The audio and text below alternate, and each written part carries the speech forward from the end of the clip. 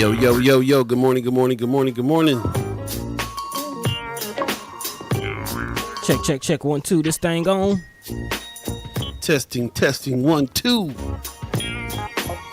Microphone checker.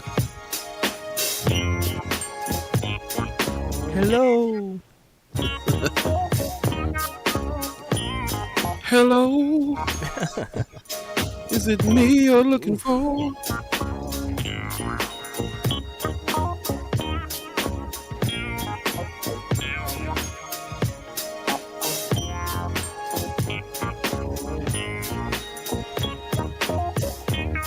Time to get up, move your body.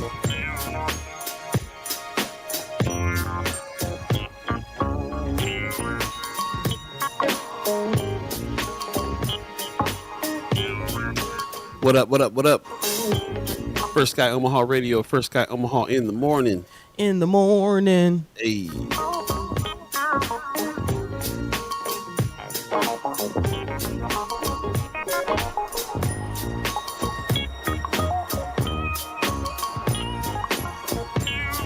Rub the sleep out your eyes. Get on up. Man. Hey, get on up.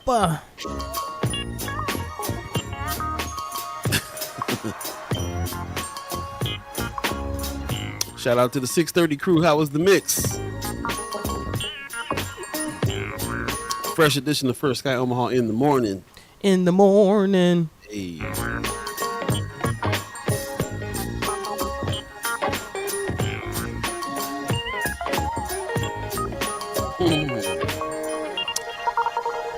There it is. Once again, you're tuned in to First Sky Omaha Radio. First Sky Omaha in the morning. In the D's. In the D's. It's going down. You're listening. Well, yes, yes. Unless your pops is in the noches still. What's going on? Hey, thanks for everybody that's joining us this morning. Paul B, Buddi3 Da Gawd, all of you, Chat Chimers, all of you ghost listeners. It's going down. You're listening to First Sky Omaha Radio. And speaking of the radio, you know you can always go over to First Sky Omaha in the .com, hit the listen button, and check out a celebration of black music. We are playing lots of Curly Martin, lots of Terrace Martin tracks right now. Rest in peace, Curly Martin. And yeah, we'll definitely be rocking some of the music that he was responsible for and his son was responsible for on the channel. So definitely check that out. We already in the chat. Y'all are up. I like that. Pop says, good morning, First Sky fam, and mad love from Las Vegas. Appreciate you, Pops. Hey. Lucia Rodriguez says, buenos dias. Good morning to you. Appreciate you coming on through so early. Wanda Lewis over on Facebook says, good morning. Good morning to you. Thank you, thank you, thank you for joining us. Judy Prinzer says, Wednesday Women Day. Wednesday Women Day. Right on, Judy Prinzer. Thanks for joining us. Leah Keister says, woo-hoo, Women's Wednesday. Everybody got some Women's Wednesday sayings. I like it. Hey. That's what's going on. Yes, that's right. You know, we have special guests coming through. Precious McKesson. We're going to be politicking with P for certain. And then we're also going to be seeing what's good in the hood with Kimara Snipes, our leaders, our consummate leaders that we have here. We got a little technical difficulty going over here with this. Yeah. I'm not touching anything. I don't know what this microphone is. You might want to try to touch a thing or two. Yeah, I'll turn you down while you... Might need to. Yep. So, yeah, we're working on behind the scenes stuff here a little bit, as you can see. But you know us, we're gonna have the conversation anyway, regardless. So it's going down. You're listening to First Sky Omaha Radio on this Wednesday, March 15th, 2022. It's supposed to be 65 degrees out here today, but then it's going to turn into Omaha snow tomorrow. So, yeah. Sounds great. Hey, that's great. Yeah, man. So anyway, yeah, enjoy the day, I suppose, on this Wednesday. What do you guys got going on today? I know that there's all kinds of stuff happening tomorrow in the legislature. There's people you guys have put in Friends of First Sky Omaha, some of the bills and things that are happening tomorrow that we want to encourage everybody to go up and support. I'm learning a lot about this filibuster situation with Senator Kavanaugh that as it's happening, of course, that's how we learn around here as it's going on. And how you kind of, like Brother McKinney said, that can kind of backfire sometimes when you are filibustering because none of the bills are being looked at this moment while the filibuster is going on. So Nathan. yeah, man. So when she gets done with all that, I'd definitely like to bring her on, talk about what her strategy is. What her idea was in the first place, and why she thought it was important to do what she's doing. Love to hear that. Love to learn more about that process, man. They tried to take away filibustering a couple of years ago, from what I remember. So it's still a strategy that can be used, though. Interesting to see what it's about. I'd like to hear more. And I know that we can talk to our leaders that are coming on today, Precious McKesson and Kimara Snipes. They will definitely know something about it, too. We'll talk to them a little bit later. Mark Manners over on YouTube. What's going on, bro? Appreciate you giving us a good morning there. If you guys are on Facebook or YouTube, do us a favor, share the show so we can get as many people in this room that we can, so that we can have some discussions and keep on talking about some things. So have as many voices in the room as we can. So bear with us. We got some technical difficulties on the audio side, on Buddy's side there. So he's working on that a little bit. And bear with us while we get that together. And how about now? How am I sounding? You still sound like a little ocean behind you. I wish you're making me feel like I want to get right near the beach. Right near the beach. Okay. So I'm not sure. Let us know how we sounding in the chat. Yeah, can you hear what I'm hearing? I'm hearing like some ocean breeze going on right there behind you. And is it distracting? Yeah, that's the question too. But anyway, thanks for joining us. Those of you on the radio channel as well, just want to thank you for getting up early with the 6:30 crew, I call them. They get up early. I put a special mix out, and definitely a lot of jazz today. We got to give a shout out to a legend that passed away, Curly Martin. We knew it was coming. We knew it was coming, and but it doesn't make it any easier when it happens. So the family, shout out to a legend. We were talking about it last night. Had a beer with Amy Ryan over at the Benson Theater, and we kind of crying in our beer over it, thinking about how Curly last show was played at the Benson Theater. Man, that was the first Sky show. First Sky show, yeah, man. So it's tough. It's real tough. Yep. I'm gonna go ahead and do that for you so we can get that going. It's real tough it's real tough on everybody. Of course, the family, prayers and thoughts and everything goes out to the family. But everybody has been calling me too. They sending condolences to me. They know that was my friend. It was my really close friend and mentor as well. And even more than that, man, Omaha legend, one of the last true jazz players in Omaha that was linked to the past and can give us stories. He used to give us stories about every detail on the deuce. So you talk to some leaders and they say, yeah, this used to be a black community and we had the grocery store here and this and that.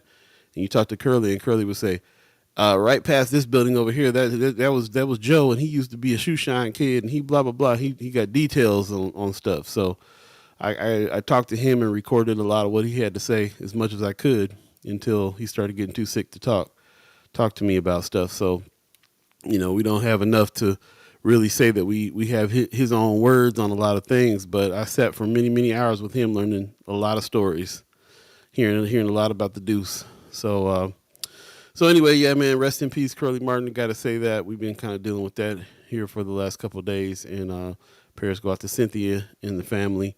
Of course, Terrace Martin and Stevie O as well, and all the family. So tough, and it is also tough on us to lose such a teacher, such a mentor.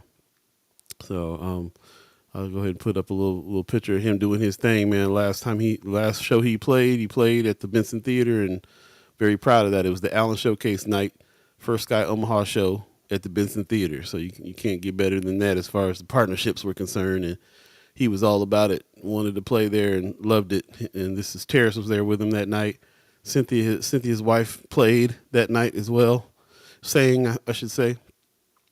And shout out to Self Expression and Mike Mackian, who got some really, really great photos of him at this show. And yeah, man, we got pictures of him in the green room too, where he was downstairs holding court, man, teaching cats a lot of stuff. And so a lot of people around the situation are posting those pictures and stuff of him holding court, teaching like he does. So shout out to him, man. Shout out to Curly Martin. Shout out to the family again. Yeah, man. And how about now? How am I sounding? You sounded thick. Except I'm coming back or something too. I got you on my situation. Check 1 2. Can you guys hear me? Yeah, we turned him down real quick. Check 1 2. Yeah, it's definitely coming through your situation over there. Yeah, it should be. You should be fine now. Okay. Okay, so yeah, I turned off all the processing, and I guess I turned off the wrong thing. But I did want to add to the Curly Martin situation. Not only not only do we lose a library, basically, we lost a true elder and a library in the community. But his not just the past, but the future, man. Well, his influence on his son and what his son is doing, and just that whole sound. Man, yeah, we lost a lot. Yeah, especially musically. Yeah, man, and just culturally, man. He didn't Curly in his later years played everywhere. He'd fly out to San Francisco, play Yoshi's. He would fly out to New York, play Blue Note Cafe. You know what I'm saying? Like he played everywhere still. Even now, but he based himself in Omaha. He loves Omaha. He felt like he wanted to leave a legacy here. He taught folks here. He was a teacher. Mm-hmm. And so there's just so much. It's not just like we lost a library. We lost the older one that can tell us about what was going on in the past. But we lost a true one. A cat that will tell like it is too. On top of that, there's not many of those left either that will tell it like it is unapologetically. Man. And just so there's just so many things. I mean, we can go on and on about it. I wish we could play it, Judy Prinzler. We'll have to, you have to go check out First Sky Omaha and hit the listen button. FirstSkyOmaha.com, hit the listen button and check it out. Because we are on social media on these platforms, not really working. It doesn't work out. They'll clip the show and they'll cut all the audio out of the rest of the show and all that if we play any copyrighted music. So you have to go check it out on your own there. But here is a link. We can post a link. We can post a link in the chat. Yeah, that'll work. And you can also. I'm thinking also for those of you that use Spotify, I can put a Spotify list together of some of the essentials as well. That seems to be easier for people too. So definitely check out that. I'm going to jump into the chat real quick because everybody has chimed up here. Pops is saying, I hear the waves, but it's very calming. Appreciate you, Pops. Yeah. Tough Anderson is giving us some feedback too. Said, yes, it can be heard. Arrows 402 says, you say the juice is sour. It used to be sweet. I can't help but think that you're talking about me. We don't talk the way we used to talk, and it's hurting so deep. I got my pride. I will not cry. Okay. I got my pride out. Is that Superwoman? What's the man? Beats me. It's like trivia every time we. Oh yeah. What's this YouTube that you put a YouTube link in there? Was that? That's the Deuce. Got it. Okay, so yes, there you go. Terrace and Curly put a song out a couple years ago called "The Deuce." Man, it was all about 24th and Lake Street area, and it was, and capturing that Omaha sound and stuff like that. So definitely check that out, and that video out too. They talk about 24th and Lake Street area in this video. So we put the post of that in the chat. Definitely check it out. Appreciate that. Ariel's Pro 2 says the wife and I went to the Trios show. Cool. Pop says the background sound. Oh, he's talking about the sound again. I appreciate you giving us some feedback on the sound, Pops. Thanks. Rick Fulton in the chat, good morning, says, welcome USA financial and banking crisis. Do your best to stop Mutual of Omaha's corporate welfare skyscraper, the urban core you quote, and the corporations taking over Omaha's libraries. Okay. I don't know, man. You kind of need to look into that a little bit more. I'm on the library committee, and I'm not seeing there's corporations taking over the libraries. They're definitely still public. They're putting money into the libraries, though. Some of them are putting money into the libraries. I don't know much about the whole Mutual of Omaha skyscraper situation, though. That's always felt pretty sketchy that they would take out the main library and put and call that now this is like prime business real estate that they need to put a skyscraper on. That's not cool. That bill was definitely sketchy. Yeah, most def. Also, oh yeah, Pop says I'm not your superwoman. Yes, okay, I got it right. That's what's up. Mayor Sanchez trivia. Hey, Mayor Sanchez. Also, we saw your Ariel's 402 video just a minute ago too, that you posted about the Durham Museum. And shout out, man. Shout out to you putting some things together, man, and bringing some awareness as well. We definitely want to talk to you. Want to talk to you a little bit more about some of those things that you're doing there. So appreciate you very much. Yeah, man. Continuing the conversation too. Again, we had a conversation about race. And then he went over to the Durham Museum. Do you know if that exhibit is still up? Yeah, I'd like to race. check it out. Was it race? We are the same or something like that. Yeah, definitely let us know, man. I might want to definitely go check that out too, and get with you on some stuff, man. I can see that you got some video things and stuff like that happening that's real strong. And you're trying to do some of this kind of storytelling that we're trying to do too. Like, believe it or not, we've been working behind the scenes on some videos and some pieces like that as well. So appreciate everybody who helps us out with that, who gives us donations and things like that to help us get to that level where we're able to do that. We really appreciate everybody that helps us out there. Okay. Okay, good. Getting some word from Precious. She'll be on soon. Mama God in the house. For Sky. Typing with magnifying glasses today. Yuck. Okay. Man. So yeah. Well, we appreciate you being on and contributing with us. Yeah. I mean, going through all that just to be a part of the conversation. Thank you. Ariel's Pro 2 says it was a few years old video. We didn't look at the date on it, so that was a few years old. So I guess okay. They don't have that same exhibit going on right now, I guess. Well, thanks for sharing that. You can still he just shared it on the Friends of page. So if you're part of Friends of First Sky, check that out. Chrissy Knorr says, "What is that noise? Is it me or is it y'all or is it YouTube?" It's me, I think. We're trying to figure that out. Yeah, we're trying to figure it out right now. Bear with us.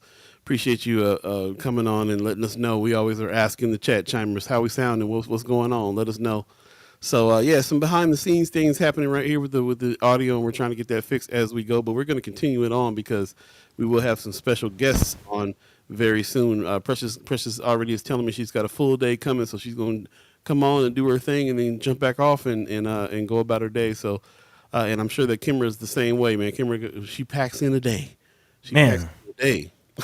Oh yeah, it's not a small thing that they get to work us in or we get worked into their schedule. Yeah. So we definitely appreciate those sisters. So without further ado, man, we are a little late. Let's go ahead and get this thing started off. It's been a little weird starting off, but we're gonna make it happen. Again, we appreciate everybody for tuning in. This is First Sky Omaha in the morning. Paul B, Buddi3 Da Gawd, all of you. Let's go. Let's do it.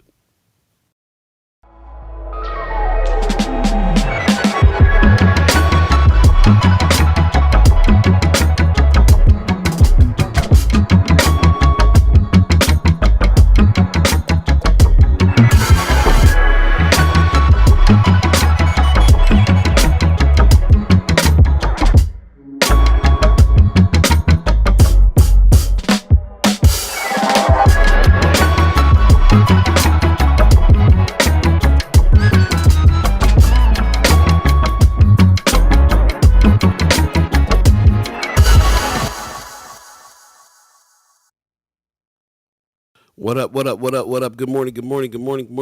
You're listening to First Sky Omaha Radio, First Sky Omaha in the morning. In the DS. It's going down. First Sky.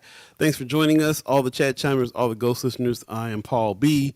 I'm here with Buddi3 Da Gawd. Yo. And we're here with all of you, our co-hosts, chat chimers, and also all the ghost listeners too, man. Really appreciate everybody that joins in.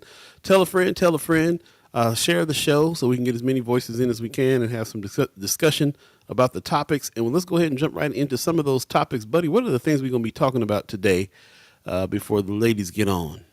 Man, well, we'll definitely talk about what's going on in the legislature. Shout out to everybody who showed up and showed out for affordable housing, man. People lobbying for millions of dollars and families still struggling to find housing. So this is definitely something that we should keep a close eye on, a conversation we will continue to have on the show. Several housing bills on the floor, so definitely looking at some of those.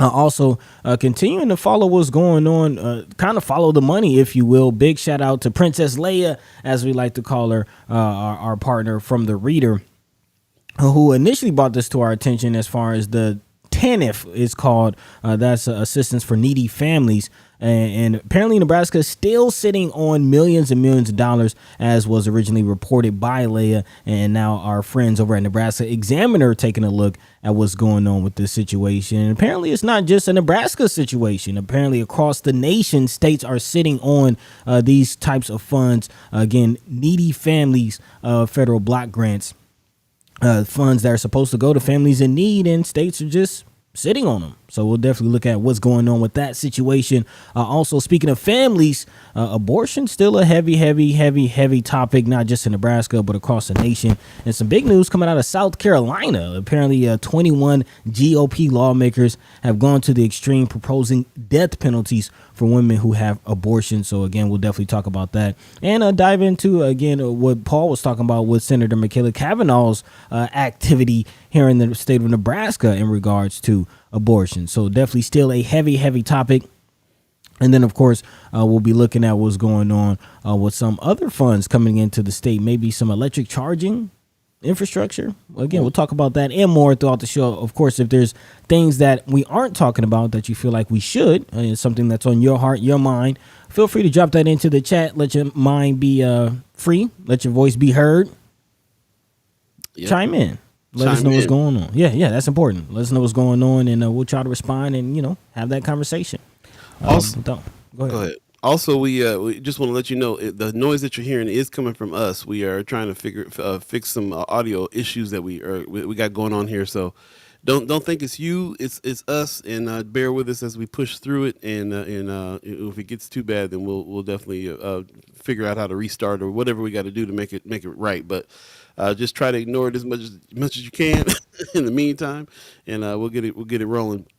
So before the ladies get on, looks like Precious not feeling too good, so she's definitely gonna come in and do her thing and come on out. So let's make sure that we don't leave her waiting. Let's go ahead and jump into some stories. What you got first on the docket? Well, let's go ahead and start off with this needy family situation. Yeah. This is a conversation that we have been having, and again, shout out to our partners over at The Reader who have reported on this situation for years. This TANF grant block grant has been coming into the state, and the pot has been growing slowly but surely. Back in 2014, Nebraska had a rainy day fund of TANF funds of a balance of more than $55 million, which at the time was described by State Auditor Mike Foley as a significant deficiency in Nebraska's handling of the funds. That balance has now ballooned to $130 million as of November of 2022. Nebraska families are struggling, and our state is sitting on millions, and the question still remains, what is going on? Again, if you're not familiar, the Temporary Assistance for Needy Families Federal Block Grant, also known as TANF, again, is just what it says, a grant for families who are in need to provide them with temporary assistance. Again, the statistics still remain, even before COVID-19, that a large majority of American families are just one $500 emergency away from being homeless. So again, this can definitely go towards millions and millions of families and help them out. And there is still no answer to this question. There's no reason to believe that only 2,766 families are living in poverty in Nebraska. However, that is the number of families that have been helped. In fact, in 2021, American Community Survey census numbers showed that only about 10% of poverty rate for families with children. That number jumps to 21% in a single parent family, and jumps even higher to 44% in a single parent family with children under 5. But again, we know that the poverty rate is higher, much higher than just 10%.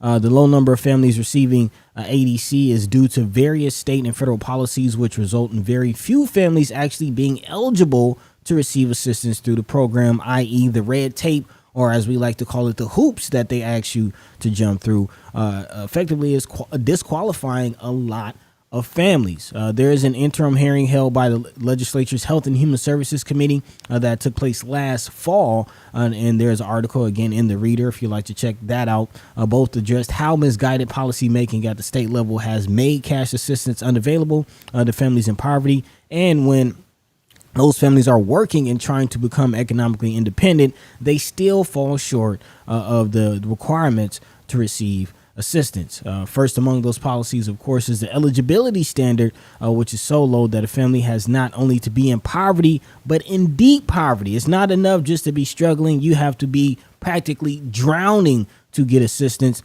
in order to begin receiving cash assistance. The net earned income for a family of 3 must be no higher than $881 per month. Again, net income for a family of 3 must be no higher than $881 per month. That's not enough to do anything. You can't pay rent, car insurance, food. Like you have to literally be drowning in order to get some semblance of assistance in this state. And again, the state is sitting on hundreds of millions of dollars in that assistance. Miss Erica Felt in the chat, good morning to you over on Facebook. She's saying, meanwhile, TANF recipients with one child receive only $408 per month to live. How? Expand the payments. Yep. So you just gave us a scenario of that you got to make around $800 a month for a family of 3. Yeah. In order to even receive this help, and then when you get the help, you only get like $400 more dollars to do what you got to do, which is, and that's the cap. That's the cap. You can't receive. It says the maximum amount that a family of 3 can receive is $485 per month. So you have to be making no more than $800 per month, and you only get $500 per month in assistance. So even with the assistance, that's still not enough to pay rent. Right. It's not. Ms. Erkenfeld also says the policies are painfully restrictive because my son receives $380 from his father's SS. They canceled our TANF payment. I have cancer and not working, and so no assistance. By the way, this is the reason why we have been encouraging you to help out Miss Erica Felt. We want her to be able to hold on to her business. She's one of the ones that is taking care of the babies. That's very, very important industry is in child care, especially early child care, which he's into. So we want to continue to continue to help her out so that she can float until she can get back to work and everything else too. So we'll definitely be putting up her Cash App page and everything within the show so you can continue to help. But this is what we're living. As you can see, chat chimers we're actually all living this situation here where we can't get any assistance. And I gotta say that this is bad enough, but we can go even further with this story because of what's been in the news about what they have been using TANF money for. Man. Should I show? Not only we ain't gonna show the whole thing. Okay. But if you would give me the link so I can send that to people though. If you guys have watched this John Oliver last week tonight episode where he talks about TANF funds, this is tied into. You remember that Brett Favre stuff that went down where he took a bunch of money from welfare to put it in to make a volleyball court and all that. That was TANF funds that fool took. This is the reason why. So. And there's they got a bunch of other weird stuff that they've been using this money for. And then he goes on to talk about how the worst part of it all, though, is that they're sitting on most of this money, millions and millions of dollars, while people need assistance. And you gotta figure out why. Oh man. Yeah, we'll be posting the link in the chat. Definitely go check that out. It's some good edutainment, man. He's making a lot of valid points and throwing in some good laughs in the midst of it. So definitely go check that out. John Oliver, again, we'll be posting the link in the chat. But it's a real thing. Again, the governors, or not the governors, but the senators, Senator McKinney and Wayne, put some respect on their names, have talked about, the water projects that some of these senators have out in West Nebraska, some of the pet projects that, some of these senators are pushing for. And these funds could be used for that. Again, the red tape is mind-boggling with some of the things that these families have to prove and go through in order to get this assistance, and therefore to not be anything. And then to find out that you're sitting on the money is definitely egregious. But the question is, who's overseeing this stuff? Like, where is the checks and balances? Like, isn't that what the government is supposed to be set up to do? We're seeing a lot of things where there's nobody watching. Tough Anderson in the chat over on YouTube said the past governor was the main reason for the needy funds being held back. What will Pillin do? It is the leadership. It is the governor who does that. And remember, we talked about Kim Reynolds over there in Iowa, who is definitely one of the good old the grand old party people leaders. And she had, and I talked about this quote all the time. She says, "We don't want don't want our safety net to turn into a hammock." And it just says it all for me that that these fools think that they're still going off of this welfare queen narrative that Reagan used to talk about. That turned out to not, that it was absolutely not true. So here's these governors, especially these grand old party governors that don't want you to be lazy and wants you to extol the virtues of having a job, and everybody can have one as far as they're concerned. Nobody really needs this assistance, and heaven forbid anybody starts leaning on that assistance. That's what all this is. That's what their narrative is. That's what all this is about. All that is about them deciding that if we give too much money out, they'll lean on that and won't go work. Yeah. Javon Chapman in the chat. Good morning to you. He says, good morning. Yet another reason why affordable housing will never be affordable for those who need it the most. Life on the plantation. Yep. Man, pretty much.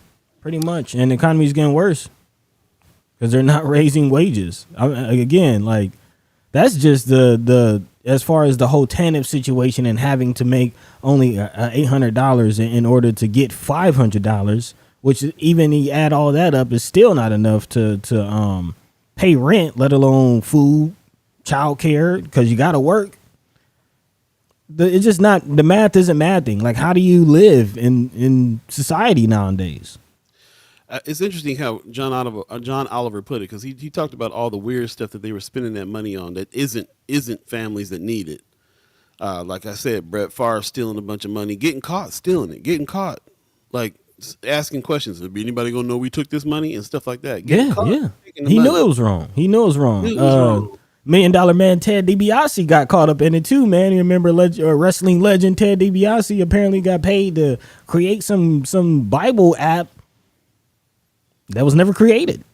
So that money there, it's weird that they're taking that money to do this other weird stuff in the first place. But the worst thing they're doing is sitting on it. That's even worse than them. To me, that's even worse than them spending it on crazy stuff. Because that's cut and dry. They just stealing the money and they're doing it. But the other part is more nefarious to me. They're just sitting on this money, acting like people don't need it, and just watching people struggle. And mind you, Mississippi, where all this Brett Favre, Ted DiBiase stuff happened, is the poorest state in the nation. So this is money that was stolen from the neediest of the neediest. Like Keisha says, and they buck at paying $15 minimum wage. Ms. Erkenfeld says there are parents who can't work because they can't afford childcare to their children, and neurodivergent and having issues finding appropriate childcare. There are so many reasons why people can't work. I can't work. It's insulting and painful. I can't work a regular 9-to-5 job. Let's pick up where we left off here, and let's pick up on this conversation after we talk to our first special guest that's coming on in. Metal Mama is back in the house on YouTube, and of course, no one reaches out to help these needy families budget what's almost $500 supposed to do for a month. That's what I'm saying. Nothing. Like we have no idea, ladies and gentlemen. Without further ado, one of our consummate leaders in Omaha, Nebraska. We're talking about Precious McKesson is in the house. Good morning to you. Good morning, y'all. You not feeling good today, huh? No, I woke up. I got a little headache, but y'all getting a rare view, so I didn't feel like setting up. So I just came in my closet in Oh, my that's room. man. If that's Yeah. your closet is about 100 times more organized than my closet. So This is congratulations. 100 times more colorful too. This all we wear around here is black. Black on black on black on black. Black, y'all. You got colors. You got all kinds of colors happening back there. The rainbow. yeah, it's just a lot. But I've been sitting here like, oh my gosh, there's a lot going on back here. But I just don't feel like setting up in the my one spot. I just didn't feel like doing it. So I was like, this is what y'all gonna get. Y'all getting the real inside.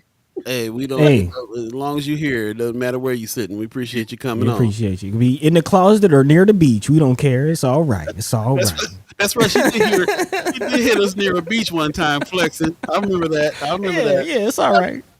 He flexing. It wasn't flexing. You. Well, I'm sorry that you're feeling bad. We not gonna keep you long. Yeah, Yeah, I just think yeah. I know how my it is. allergies kicking up. I mean, this weather just keeps doing this stuff, and it's like, Yeah. ugh. tis the season. I took Tis the the allergy season. pill for Yeah. the first time in a few days now, so I'm just like, yeah, same thing hit me hard this morning for real. Yeah, Yeah, we gotta. I mean, we gotta actually supposed to start earlier, but we don't be. I mean, the weather just be cold. It'd be like, oh, we good. Then all of a sudden, it'd be like, oh, 60 degrees, wind Yep. blowing, Yeah, you thought. dust You blowing. thought. Yeah. yeah, man. Yeah, so definitely take care. Take care. So if you got some time to get some rest or whatever you got to do after this, we definitely urge you to do so. So without further ado, what's on your mind? Let's politic with P a little bit. I mean, Yeah. I don't know, guys. Last week, we went down to the legislature with Ivy Black Girl for their lobby day, Yes. and did that was the day that you had all heard about going on with the mic with Senator Kavanaugh. Mm. It looks like it took place the day before because I think it was Planned Parenthood a lobby day and Mm. had a lot of people there, and so you had some of the others who were very rude and disrespectful. And it's not cool, and I appreciate her calling them out. I would have called them out by name because sometimes people who don't have the spotlight on them can think they get a pat. No one knows they did it, but I would have called them Mm. out by to let people know Put them how on they. Front Street. Yeah, put them on Front Street. If we gonna call them out, call them out. I mean, it's just a way of disrespect that they continue to show constituents when they come down. And it's like you are elected by the people to serve the people. You're not elected to serve your own personal views. You are voted by the constituents, so you need able to speak to your constituents. And so I just appreciate her continuing the fight and continue to hold them accountable. I was pretty. That was one of the days I happened to be watching the legislature. Like I said, it's my favorite stories. It's my favorite soap opera these days. They when she said they were like sexual assault victims were trying to talk to their leaders, and they was telling them stuff like, well, why didn't you leave? Well, why don't you get a better husband and all that kind of stuff. I was like, what? Man. Again, it's old white men. Mhm. I ain't know. I know Senator McKinney or Senator Wayne ain't said that. I know Senator Come Vargas on. ain't said that. Them are Mm. men of color. So we know it's some old white men that done said that. But again, this is why representation in elections matter, and I hope everybody is remembering that these people are doing down there. Come up for election, get them out of there, send them Man. Man, home. let me ask you about. I'm learning about this whole filibuster situation as it's happening. The latest thing that I learned about what Senator Kavanaugh is doing is that when you filibuster, no bills get heard, nothing gets heard, even the stuff that she wants pushed is not getting heard. So I'm learning. So I'm learning more about the strategy. I want to get your thoughts on filibustering and the whole strategy there.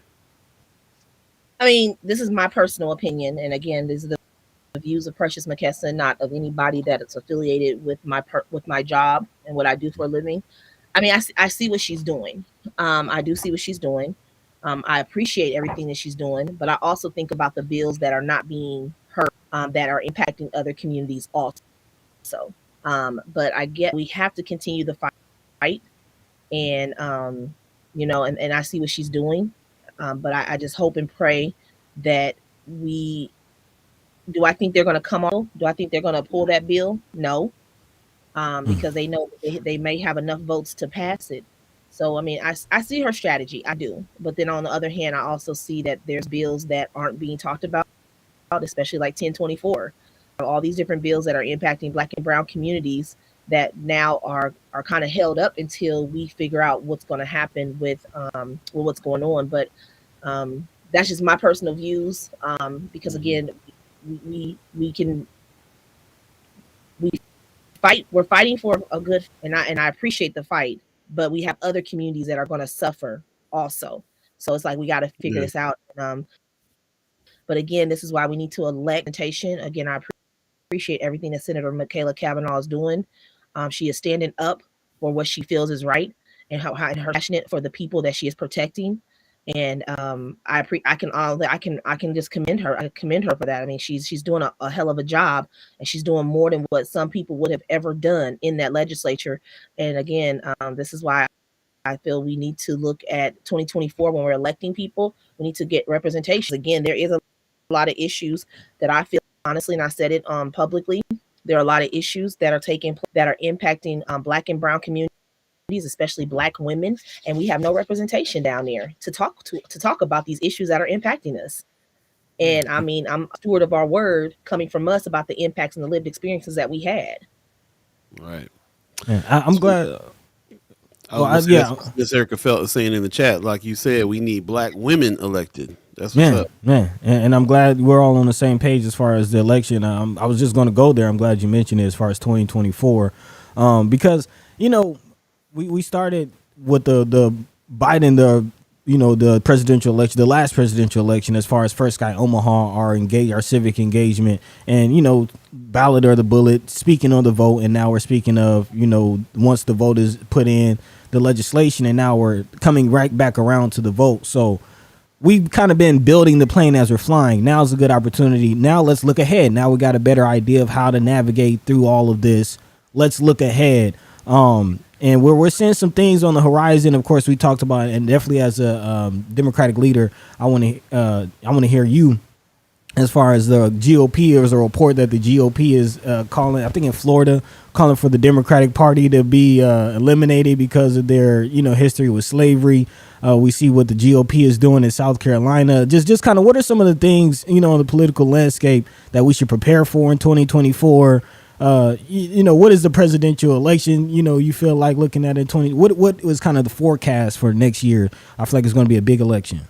Well, number one, the GOP is nothing but a bunch of clowns. Now about slavery, I mean, we're going to have to turn around. We're going to have to eliminate both parties. Okay. Let's keep it 100. Okay. Let's keep it 100. So I don't know why they trying to say, what is it? The greater, the good, how many people slaves had from the Democratic Party or the Republican Party? You both still owe us the money. Y'all owe us some reparations. Okay.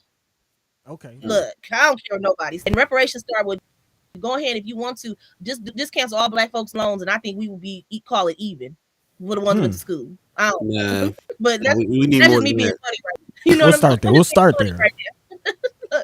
So I mean, it's just they're a bunch of clowns, and the things that they're doing, they're presenting bills. The one in Florida that can eliminate sororities and fraternities because they are affiliation with Black culture. Oh yeah, you got to read it. I posted it yesterday.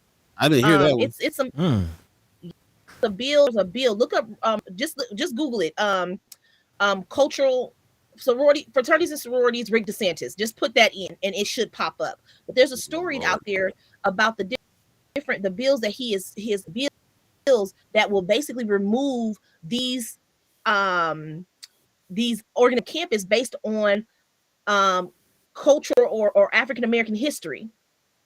Like these people are putting in these bills, and they put these little loopholes in them, and people are not reading them. But the landscape of 2024, it's gonna be rough. I'm not gonna sit here and say it's not gonna be rough. It's gonna be rough because again, the plan was laid out in 20. After after they mobilized and they started to take over legislatures, school boards, because they said, especially because they wanted to be able to overturn the electoral votes. And they know that is in a lot of states, that is where the power comes from, is from the state legislature. So they know what they're doing. Is it going to be an uphill battle in 2024? Yes, it is. Am I confident that we're going to have people up and down running for office, good people? Yes. Because in Nebraska alone, we have 5 federal seats open in 2024. We have all 3 all congressional districts, and we have 2 Senate seats to run against Deb Fisher and Pete Ricketts.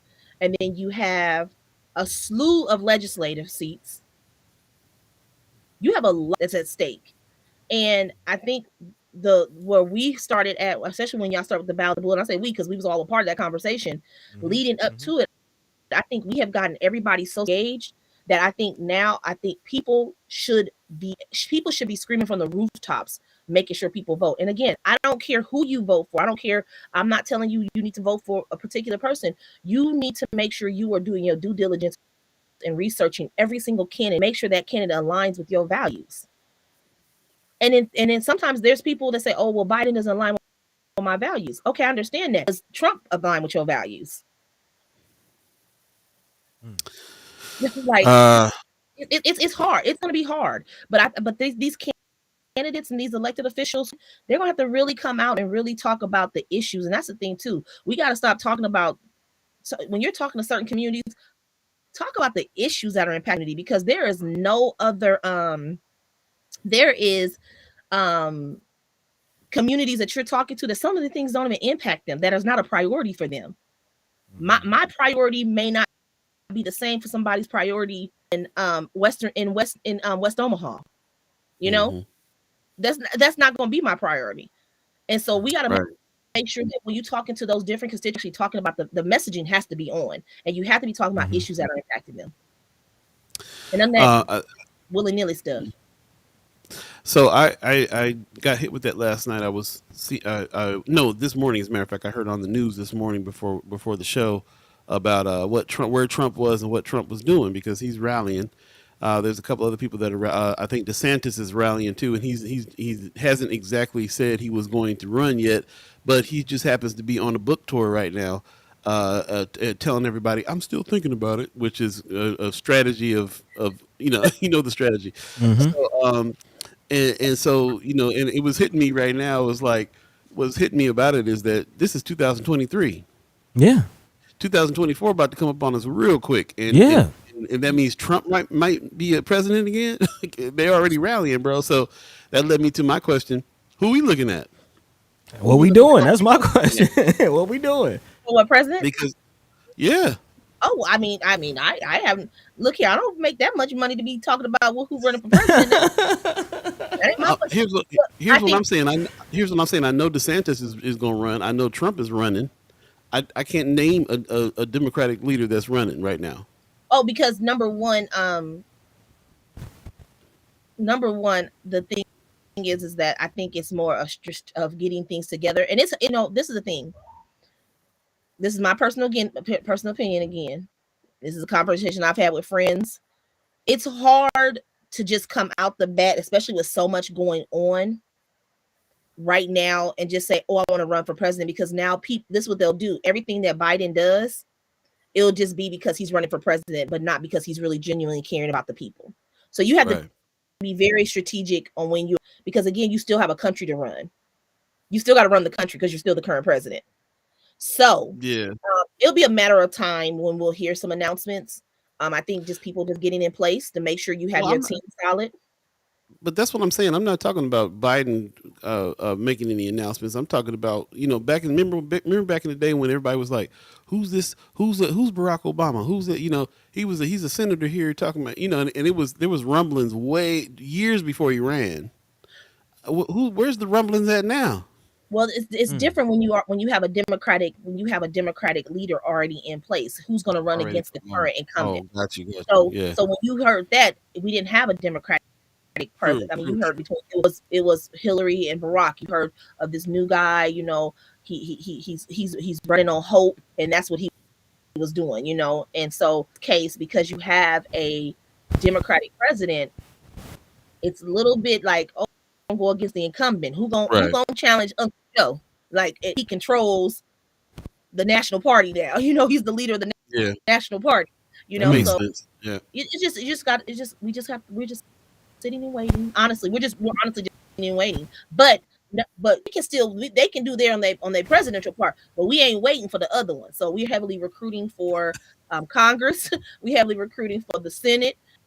We're heavily recruiting for legislature. We're heavily recruiting. Okay, like, we are really, really making sure that these calls.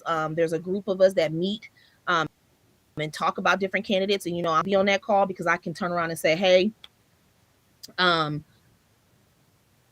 sometimes people say I gotta hang on my chat thing, the chat.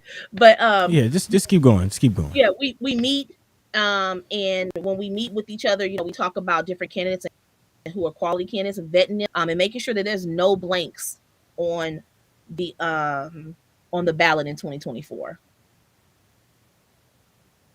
I hear that. Okay. I'm going to jump into the chat real quick.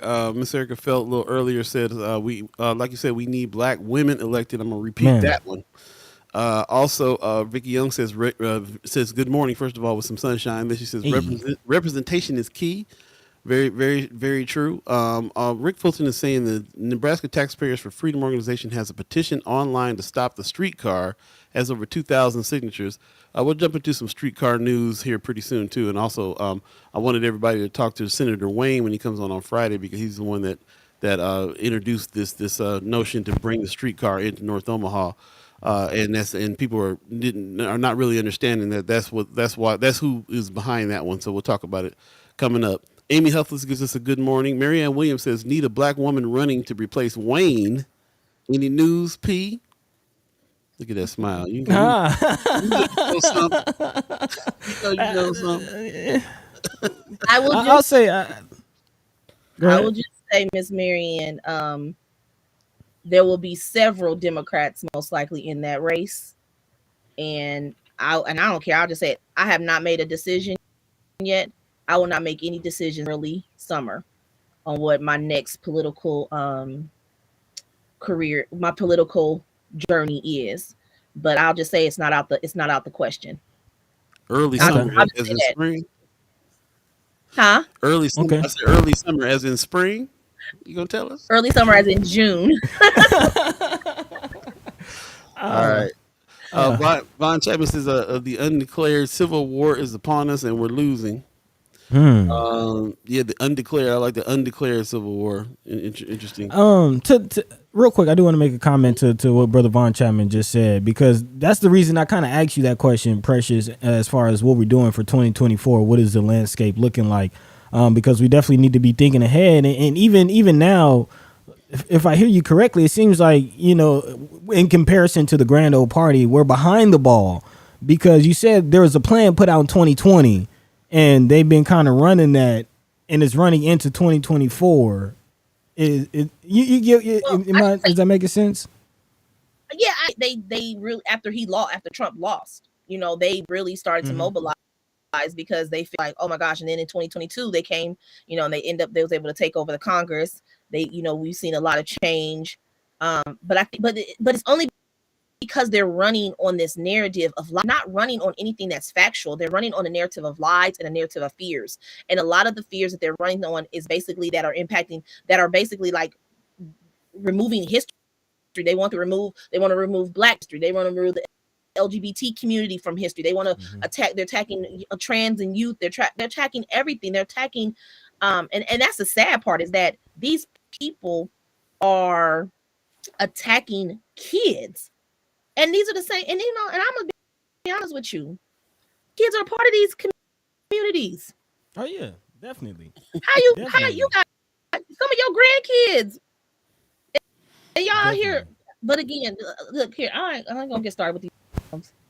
But my point is, like, I agree. Everything you said is right. Like, it's not really based on anything. It's kind of egregious when you think about some of it's ridiculous when you think about some of these bills and things that are coming out. But yet and still, it seems very organized. It seems very pointed. Like you said, they mobilized, and I'm not getting the same energy. I'm not getting the same energy on the other side.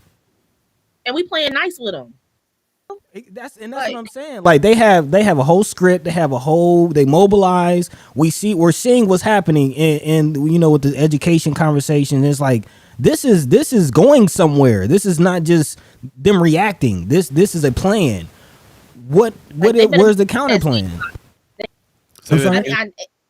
It is. It has to be. We have to come out stronger against them. And it's like they playing nice in the sandbox. No, I'm ready to get in that sandbox and kick some eyes. Like, come on now, let's get with it. And I think that's the part we're playing too. But again, we don't. I mean, and I say this because I see the emails that come back when I emails and stuff and attacking the GOP. Y'all surprised of the people that respond back. Oh, you're being so mean. Why you gotta take the high? Well, damn. Why we gotta keep taking the high road, and why we can't call them out on their crap? This is what people send back to us. They said that the Democrats are being mean. You're being mean. But then who aren't even Democrats, you know? I mean, but this is what I'm personally experiencing when I send out any type of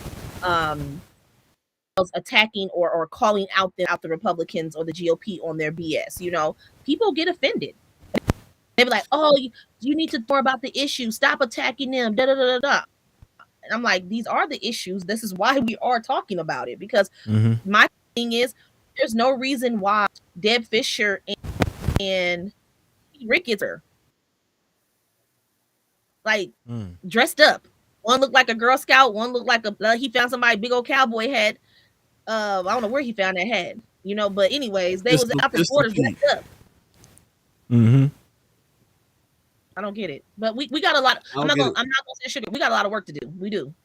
You know, I was just thinking what you were just saying, and we, you know, when you talk about relationships, you talk about psychopathic behavior, you talk about gaslighting and all these other things. It's always the people who looking at your reaction to what it is that they are doing, and then trying to call you out for your reaction all the time. And to me, it's that same mess, and I don't like that the other side really falls for that all the time. Like, who cares who cares if they say we being mean? Go on and do the thing. Like, it don't make it makes no sense. I would like to see more independent, more Democrat, more. I would like to see other people mobilize in the way that I'm seeing the grand old party mobilize. And I don't care. It doesn't, and I don't care about the details of that. They just need to get it together and go do what they got to do. There's too much weird stuff going on, especially in the South. Especially in the South right now, I'm hearing so many weird things out of Florida. 21 GOP leaders trying to give the death penalty to people now over the abortion bills. You know what I'm saying? Like, everything that's going on is real crazy. This is the first I heard about the sororities and all that. Like, that's. They're doing all the symbolisms. They're attacking all the symbols and all the feet on the ground stuff too. And they're talking, and again they're using fear tactics. And again, that's the thing. They continue to use the fear tactics. We have the people that can vote, but we have to get the people to the polls. And what I'm voting because I am passionate about this. I mean, my sister, I was shocked to hear this. We were in FIA and we were at dinner, and my sister was like, and I was so appalled, I ain't gonna lie. I kind of was like, you didn't vote? Like, I was so hurt. Like, your sister in 2020, your sister made some history and you didn't vote in. And this is what she told me. She was in DC. She said, Precious, she said, I wasn't she said, it wasn't no excitement around it. I'm like, but it was excitement with me. She was like, no, it was no excitement for me. So she said, when I turned on the TV, it was nothing that excited me. So if my sister, who's 40 years old, felt that way, how many other people are feeling that way? And so that's why we have to be talking about issues that are impacting the people and not basing it off of, oh, here's a fact sheet of this much data. No, you have to, when you're talking to certain community, you have to be talking to that community for what that community can understand, that what is going on that is impacting that at that point in time. Right. You know? So it's a messaging issue. It's a message. And I don't care. I'll go on the record. I done said it many times. People know we have to get on the same page. The GOP, to me, they send out this playbook for the week. They be like, okay, here's your messaging for the week. If you have any questions, call the national hotline, or call your representative. But this is the messaging we want you to use, and everybody be on the same thing. They be talking about the same thing. They just change the state, change the numbers, but they talking about the same things. And some of them don't even know what critical race theory is, and they still be talking about it. Be talking about it. Not a clue. Not a clue. And they be looking so stupid. They be looking so stupid. They just be talking about it, but people be like, oh, okay. Who was that? Who was that they interviewed and got caught up trying to answer what that was? I just saw something on the news about that. I don't Man, remember who it was, but they were sounding ridiculous. Well, I've seen so many people when they was in Virginia and they was interviewing this man, talking to him, and he just started talking, and I literally I turned around. You would have thought somebody was next to me. I said, I know this fool ain't on TV saying this, but again, he is speaking what he is being fed, and they feel like it's shameful, and they spew it out, and then the media reports it. It was Fox News. I saw a meme talking about how all black folks always are looking into the imaginary camera every time somebody says something. They just like The Office. Somebody say something crazy, right? I'm gonna jump into the chat real quick. Mama Guy says we need another black T-shirt wearing senator. We ready? Let's get it. Miss Erica Fell says the air is too thin on the high road. All right. Tough Anderson says you are so right. The GOP is planning. One of the reasons the GOP is winning because they mobilize and keep saying the same thing over and over until people begin to accept the lie. So true. Marianne Williams says you don't fight nice when democracy is on the line. These people are proudly claiming fascism as the way to go in 2024. Man, she's also saying Michelle Obama has said we've taken the when they go low quote way too far. Ooh, even Michelle said it. Okay, even Michelle said it. Tough Anderson says you are hearing about the South to keep you from what is silently happening around the Midwest where we are. Yes. Man, yes. Facts. And that's the thing. We have to be able to change that narrative because, I mean, number one, why is Ron DeSantis the face of the GOP? Like, he is like the face, like running around with his greasy looking hair and the things that he's saying. It's like, what? This man is horrible. Like, I mean, I'd rather listen to Nikki Haley, honestly, than to hear Ron DeSantis. Because at least But then she kind of threw. Now this is the thing. Let's get into this part. Nikki Haley to me has never shown up as a woman of color. She's always shown up as a white woman. But all of a sudden, when she ran for office, she threw in that I'm a woman of color. See, they know what they doing. Oh yeah, they know what they do. They know what they doing. They do because they know that things that we that mean a lot to us is representation. Right. And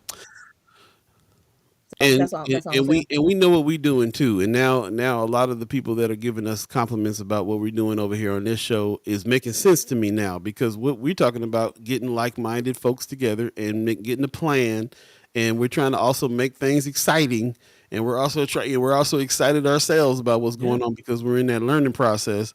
And now I can see why this is resonating, and then to have leaders on like y'all is really, this is the reason why it's resonating with people about what we're trying to do, because it's exactly that. Tough Anderson said, why doesn't the Dem Party have a weekly playbook? I'm sure that you guys got something going on. Yeah, I was gonna say, I'm sure you got something going on. Just to let everybody know, it's 8:02 right now. If you believe in the concept of time, you're now in the second hour of First Sky Omaha Radio. First Sky Omaha in the morning. Paul B, Buddi3 Da Gawd. We're politicking with P. We're also going to see what's good in the hood with Kimara Snipes. She is waiting in the wings. We're going to bring her on. Good morning to you, Miss Kimara Snipes. How are you this morning? Oh, I'm good. Just working. Yeah, always. You're at the headquarters right now, early morning working. I love it. Appreciate it. Yeah. I don't know if you've been listening in on what we're talking about, but we definitely, Buddy, I'm sorry. Did you going to ask a question? Yeah, I mean, we right on the same page, man. I was going to bring her in. I definitely think you have some valuable input. If you did not catch what we were talking about, just looking at the landscape, looking at the political landscape moving forward, what is 2024 looking like? Of course, we're kind of, I'll be honest, looking at the GOP and what they're doing, and they although their playbook is not very rooted in reality or fact, it is a playbook, and they are running it, and we are seeing the plays, play out in real time. So as an organizer, I'll toss it to you. What is the playbook? And also I do want to say, Precious, I know you can't spill too many beans, so I don't want to go as far as say the Democrats aren't doing anything. But it does seem like the Grand Old Party is more organized. So can you speak to organizing efforts for 2024, Sister Snipes? Well, before you go any further, let me just say that I am still a member of this Nebraska Democratic Party, and we did just have state central committee meetings. And I will say that The last couple of months, when I look at what's getting ready to happen for 2024, we had the Black Political Summit, right? I left from that extremely energized because I saw the strategy that was put into it, the intent that was put into it. I went to the State Central Committee meeting last Saturday. Up until like the day before, I wasn't even going to go, but I did get up and go. And I'm very glad that I did because can't talk about it, but there are plans in process on paper, and when I was looking through it, I was like, ooh, okay, it sounds like they listening, and so I was enthused. And so as far as strategy, I guess, for me, I'm not going to speak for the party. I'll just speak for, like my position as an organizer with the table. I'm very excited for 2024, but I'm excited because it's very interesting to have us as Black women, I say us, I mean Precious and I, in these positions where we also have resources to do this organizing work. That is what excites me because I have complained and complained and complained. I'm not a complainer, I'm a doer, but it's okay to complain as well. And I've done that for a long time. And I finally feel like, and this is the first time I felt like this, where it seems like people are actually starting to listen. And maybe it's because they see that stuff is hitting the fan. Like we have no choice but to do that. So for 2024, at least for us at the table, it's the same thing. It's about strategy. And when I tell you, I was in South Sioux City last week, and what we were up there doing was taking the organizing plan that we have developed and starting to benchmark it out. That's very, very important. It's not just about setting goals. You have to set these benchmarks, and you have to really, really track that progress to make sure that it's showing up. And it's also about narrowing our focus. I think there's so much that we want sometimes. We just try to do it all. And I'm talking to my team about the need to kind of take baby steps. And when I say baby steps, I mean, for 2024, all I really want to focus on is youth. And when I say youth, I mean from that like 18 to maybe like 35 year sort of a spectrum, I guess. And so that's what I really want to focus on, but just being very intentional. It is about voter registration. It has to be about voter registration as well, but also about the awareness and the education piece. And that comes from really listening to the organizers we've already been working with and ask them questions like, what are people saying to you? What are they saying? And they're saying a lot. And on top of that, there's also research out there that does exist. And my team, we're researching, and taking what we're researching and applying it to this plan that we have created. I have an organizer getting ready to go to some conference somewhere yesterday. I said, I'm gonna pay for this, but I'm just letting you know, like when you go, I want you to, don't laugh, Paul, but I want you to take notes, right? Take notes. And then you come back and we debrief and we talk about what you have learned and how we can tie that into what we're doing. But it's also about building volunteers. We got to have people to do this work because, as my girl Denise from Pro Georgia says, the only way you're going to get these people out to vote is to build trust with them. And the only way to do that is to have direct contact with them, which means canvassing, hotspot canvassing, showing up at doors and things like that. And also the collaboration piece. We talked about how nonprofit heavy we are. Well, I kind of am grateful for that within the table because we work with nonprofit members. And just like Stacey Abrams does, you can take civic engagement and tie it into a mission. And your mission does not have to be, completely about civic engagement or civic health, but there is room for intersection with that. So that's something else that we're also going to be working on. I love that idea. We actually are talking about that with First Sky Omaha. We are a couple of musicians basically that started seeing stuff was too important for us to not be talking about, and that's why we're doing what we're doing. But there is an intersection between business, art, and political things. And I think, like Precious, what you were talking about with your sister not being excited, I think that's where an organization like us, with y'all's help, can work, can generate some excitement on that tip. We're talking about putting together a First Sky Omaha stage on some of these festivals that are going on around, where there will be speakers as well as musicians playing, and just things like that. Those are the kind of ideas that we're putting together in order to rally people to do all kinds of stuff, vote, show up to the legislature, just be a part of the civic situation, the whole thing. Yes, the lady in the back with the glasses. Sorry, but I forget stuff so quick, But two things. One, something else you all are is also influencers. And influencers are a large part of the strategy as well. And then, there's research also that shows that events like what you're talking about, they provide so much return on the investment when it comes to getting people registered to vote, to having conversations about getting out to vote. So I think that what you're doing is amazing. And that's all before I forget. Well, thank you. And I appreciate we can't do it without y'all. So we need you as our leaders to come on and give us the information that you guys do. So we appreciate y'all for real. And I will say, Precious, you want to say something? Mm-hmm. Yeah. So when Kimara was speaking about, it is a field and data plan that we actually work really hard on, this field and data plan for Nebraska.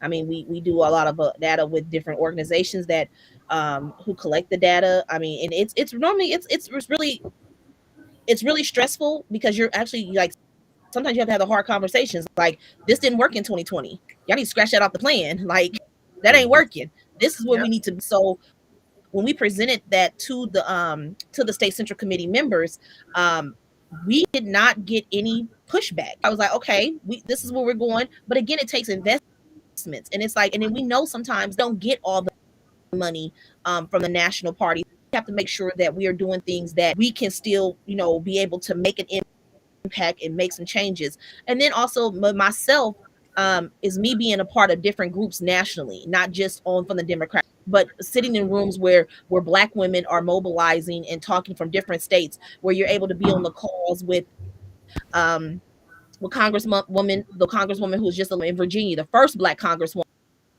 ever elected in Virginia, and talking about what her campaigns did to mobilize to get people out to vote. So that's a good thing. I can say that myself and Kimara, we just don't just stay isolated just in Nebraska. We branch out to see what other people we can implement those plans also in Nebraska. They might not be on the larger scale as these bigger states that are doing it, but we can take that information and bring it back, because those things do matter and they do work.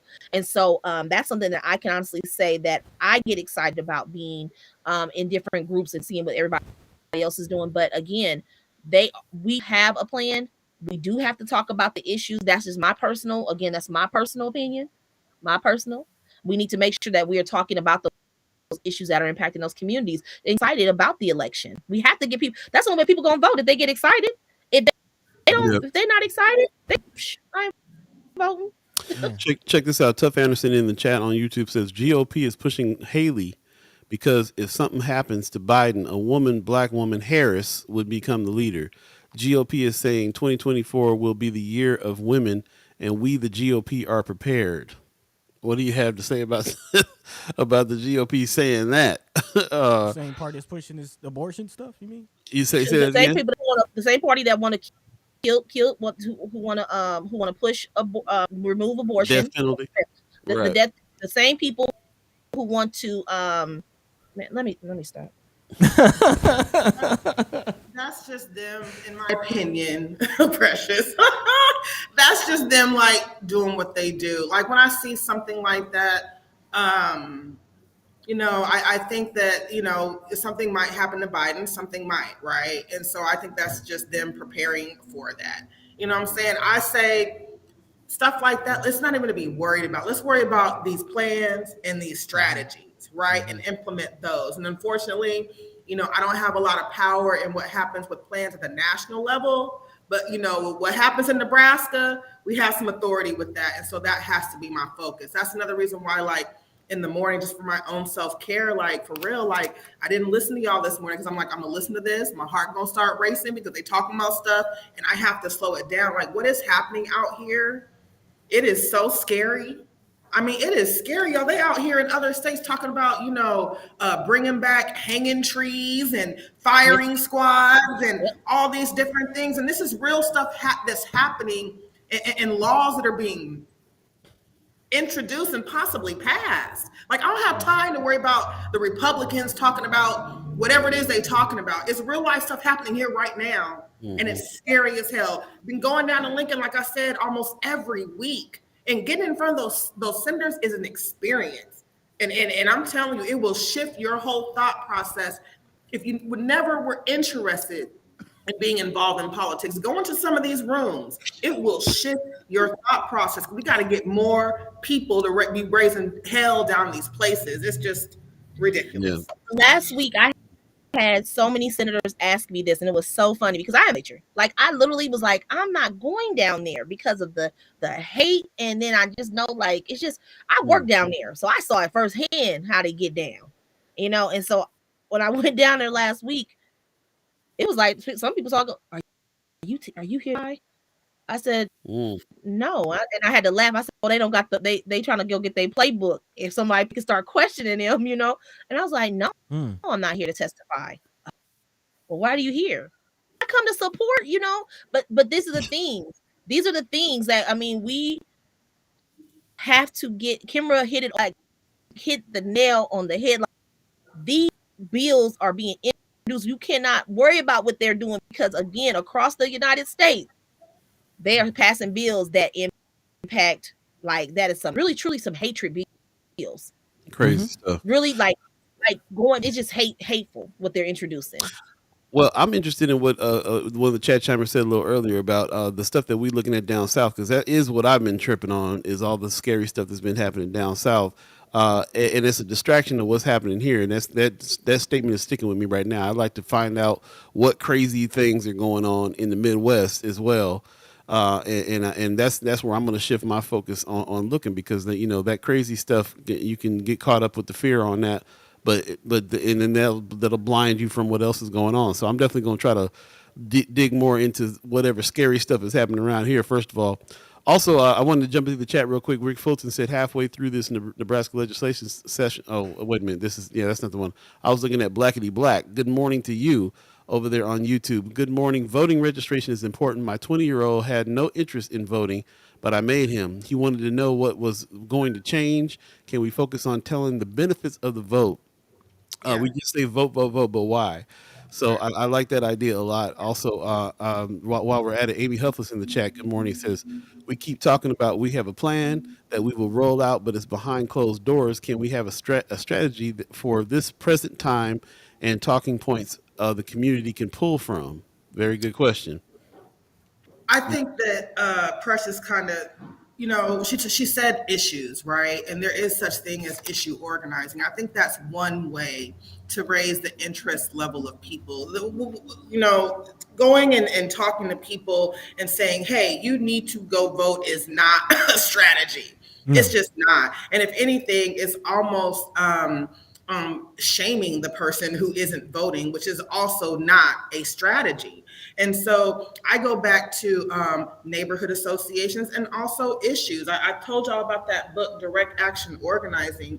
It talks about issue organizing, and that is what you need to do, in my opinion. That's something that my team and I have been talking about as we prepare for 2024. And I will say, when you start looking into different issues, you kind of start seeing things. Even right now, within the city of Lincoln, it's very kind of tough working in city elections right now because of the values that we stand on, as far as like social justice and things like that, because there's a thing going on in Lincoln right now with indigenous peoples who have this land down there, and the city wants to like develop on it, right? And these are people who progressively, we're aligned with. I mean, ideologically, as far as political values, but we also, we have values of wanting to support our Native and or indigenous brothers and sisters. So that's an issue.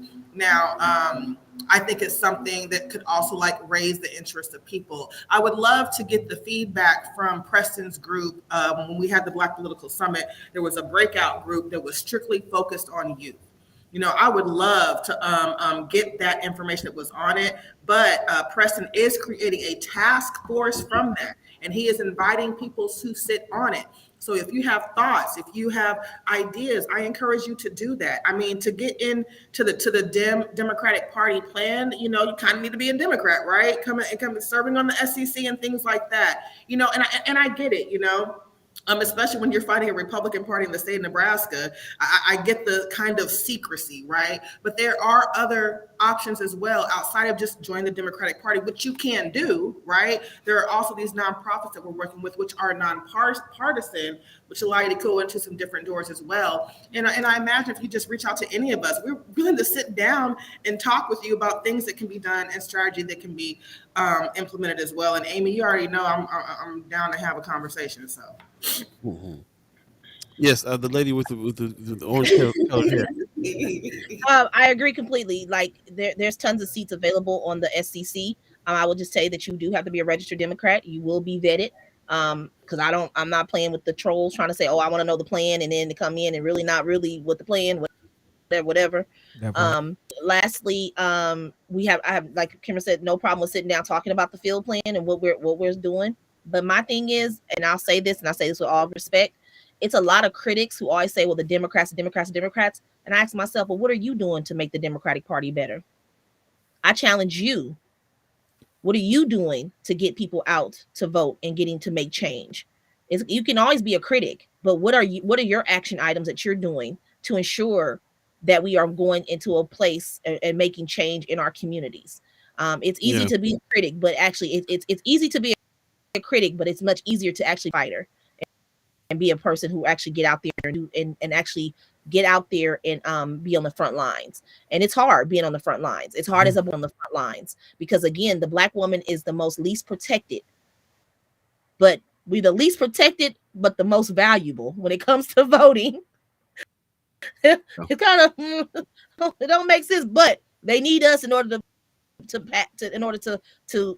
be elected and to do these different things. So I just ask yourself, instead of being a critic, ask yourself, what are you to help? Here's what I'm seeing. How can you help us be better? Yeah, here's what I'm seeing, especially in Omaha, in talking to folks, because I revealed in the last 6 months I've talked to more Black folks that voted for Trump than I ever imagined was the case. So this thing that you guys are talking about when it comes to issue based talking to people about these issues and making that be the strategy, that I resonate with that, because what I feel like is that's exactly what happens. We'll start talking about some things, and then I'll start hearing Black folks go, well, I don't know though, but I go to church, I don't believe in abortion, and this, and I don't believe in this and all of that. So I kind of felt like Trump was speaking more my language than Biden. And what's Biden doing? And then when we talk about the issues, then the truth comes out about who they actually voted for. That's the only way I ever get to the truth about who they actually voted for, was when we start off talking about the issues first, and then they tell me where they stand on the issues, and then it's almost like they creep up to it. They go, oh, okay. Oh, you understand why I agree with that issue? Well, what about this issue? Oh, you understand that too? Okay, well then you're a safe person for me to tell now that I voted for Trump. You know what I'm saying? And so it just is really kind of a trip when I talk to folks like that. So the focus on the issues, and making people understand like what's affecting you, I can see that working. I can see that being like, look, bro, your mom needs some assistance, but they about to take it all away from her. So now what's your mama gonna do when they vote this way? Go and battle that so that your mom can get the assistance she needs. Like really, really calling out folks down to the what's happening on your doorstep is the only way that you really gonna reach and get people excited about making some. Yes, you have the power to decide to. They're sitting on millions, bro. That you and didn't want to give your mama no food money. You know what I'm saying? Like, I have to second that though. I have to second that. Being down here in Georgia, I'm hearing the same thing, and people are talking about this for them. What I'm hearing most is the bottom line. Like the Republicans did such and such that got us these amount of dollars. Republicans did such and such. So it is interesting, and I'm hearing the same thing as Paul. I spoke with a nonprofit leader here who told me that the reason why they voted for like Don Bacon, and it was because of a funding thing. But something that you brought up, I've talked to people as well who voted for Trump for certain reasons, like abortion and different things like that. And one thing, I put that link in there, that's from Pew Research. They have this political topology sort of quiz. And I wish that the National Party understood that it's so much deeper than just being, a Democrat. There's so many layers to this, right? And when I took that quiz the first time and I got the results back, and it told me how, where I fell at kind of aligned with a lot of Black women who are my age in this country, you start to see these different layers. And I think that, if the National Party starts seeing these different layers, not everyone who is a part of this party is extremely, far to the left, especially when we're talking about people of color, especially Black people from the South, right? I have uncles on both sides, and both of my parents are from the woods of the South. And my uncles are Republicans. You know what I'm saying? So it's so much deeper that when we start looking at political topology, I think that's very important. I encourage people to do that. But also, I put in there that why vote tool because I saw somebody saying why vote, which is a great question.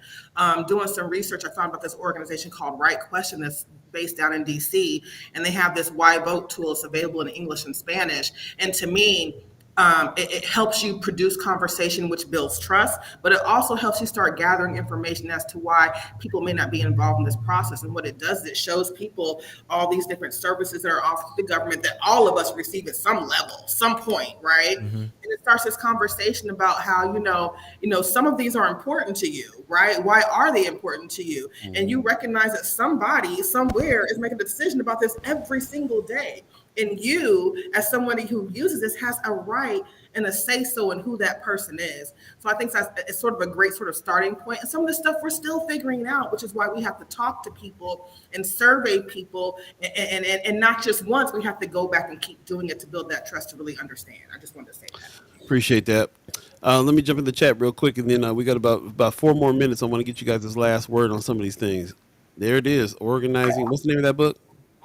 Organizing for Social Change. I fell in love with this book. I found it at the library a few years ago. And when I started my job at the table, my first time going to look in the office, I saw it sitting on the table. I said, wait, you got that book too? Oh, yeah, I know this is a place for me. I'm glad you said that because I was about to call you out for having a library book out for 2 years. This is my book.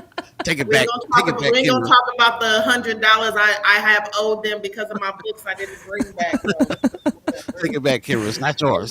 Mine now. Hey, Amy Huffless in the chat says, not trying to critique at all. Sometimes I run into critics and I don't know what to say back in the moment. That's all, Kimara. Let's chat. So yeah, I know it wasn't critique. I just want to know. I wasn't critiquing. I was my comment toward Amy when I was saying about the critics. That way it was not geared toward her at all. Yeah. And Amy's asking the right ladies to find the language to be able to fight back. That's what's up. Marianne Williams says, folks on the left have completely underestimated the importance of the church in minority communities, Black and brown, and the impact of the anti-religious rhetoric might have, in my opinion. Yeah, I agree. I totally agree with that. She says the church has played a huge part in civil rights historically. Yeah. Right. I still go to church every Sunday. Yeah. I mean, that's where there's a disconnect and a divide. I always, when in my venture into this, into all these things, I definitely lean towards what do you call higher power. Blanking on the word right now. No, I'm thinking about as far as political parties are concerned, independent.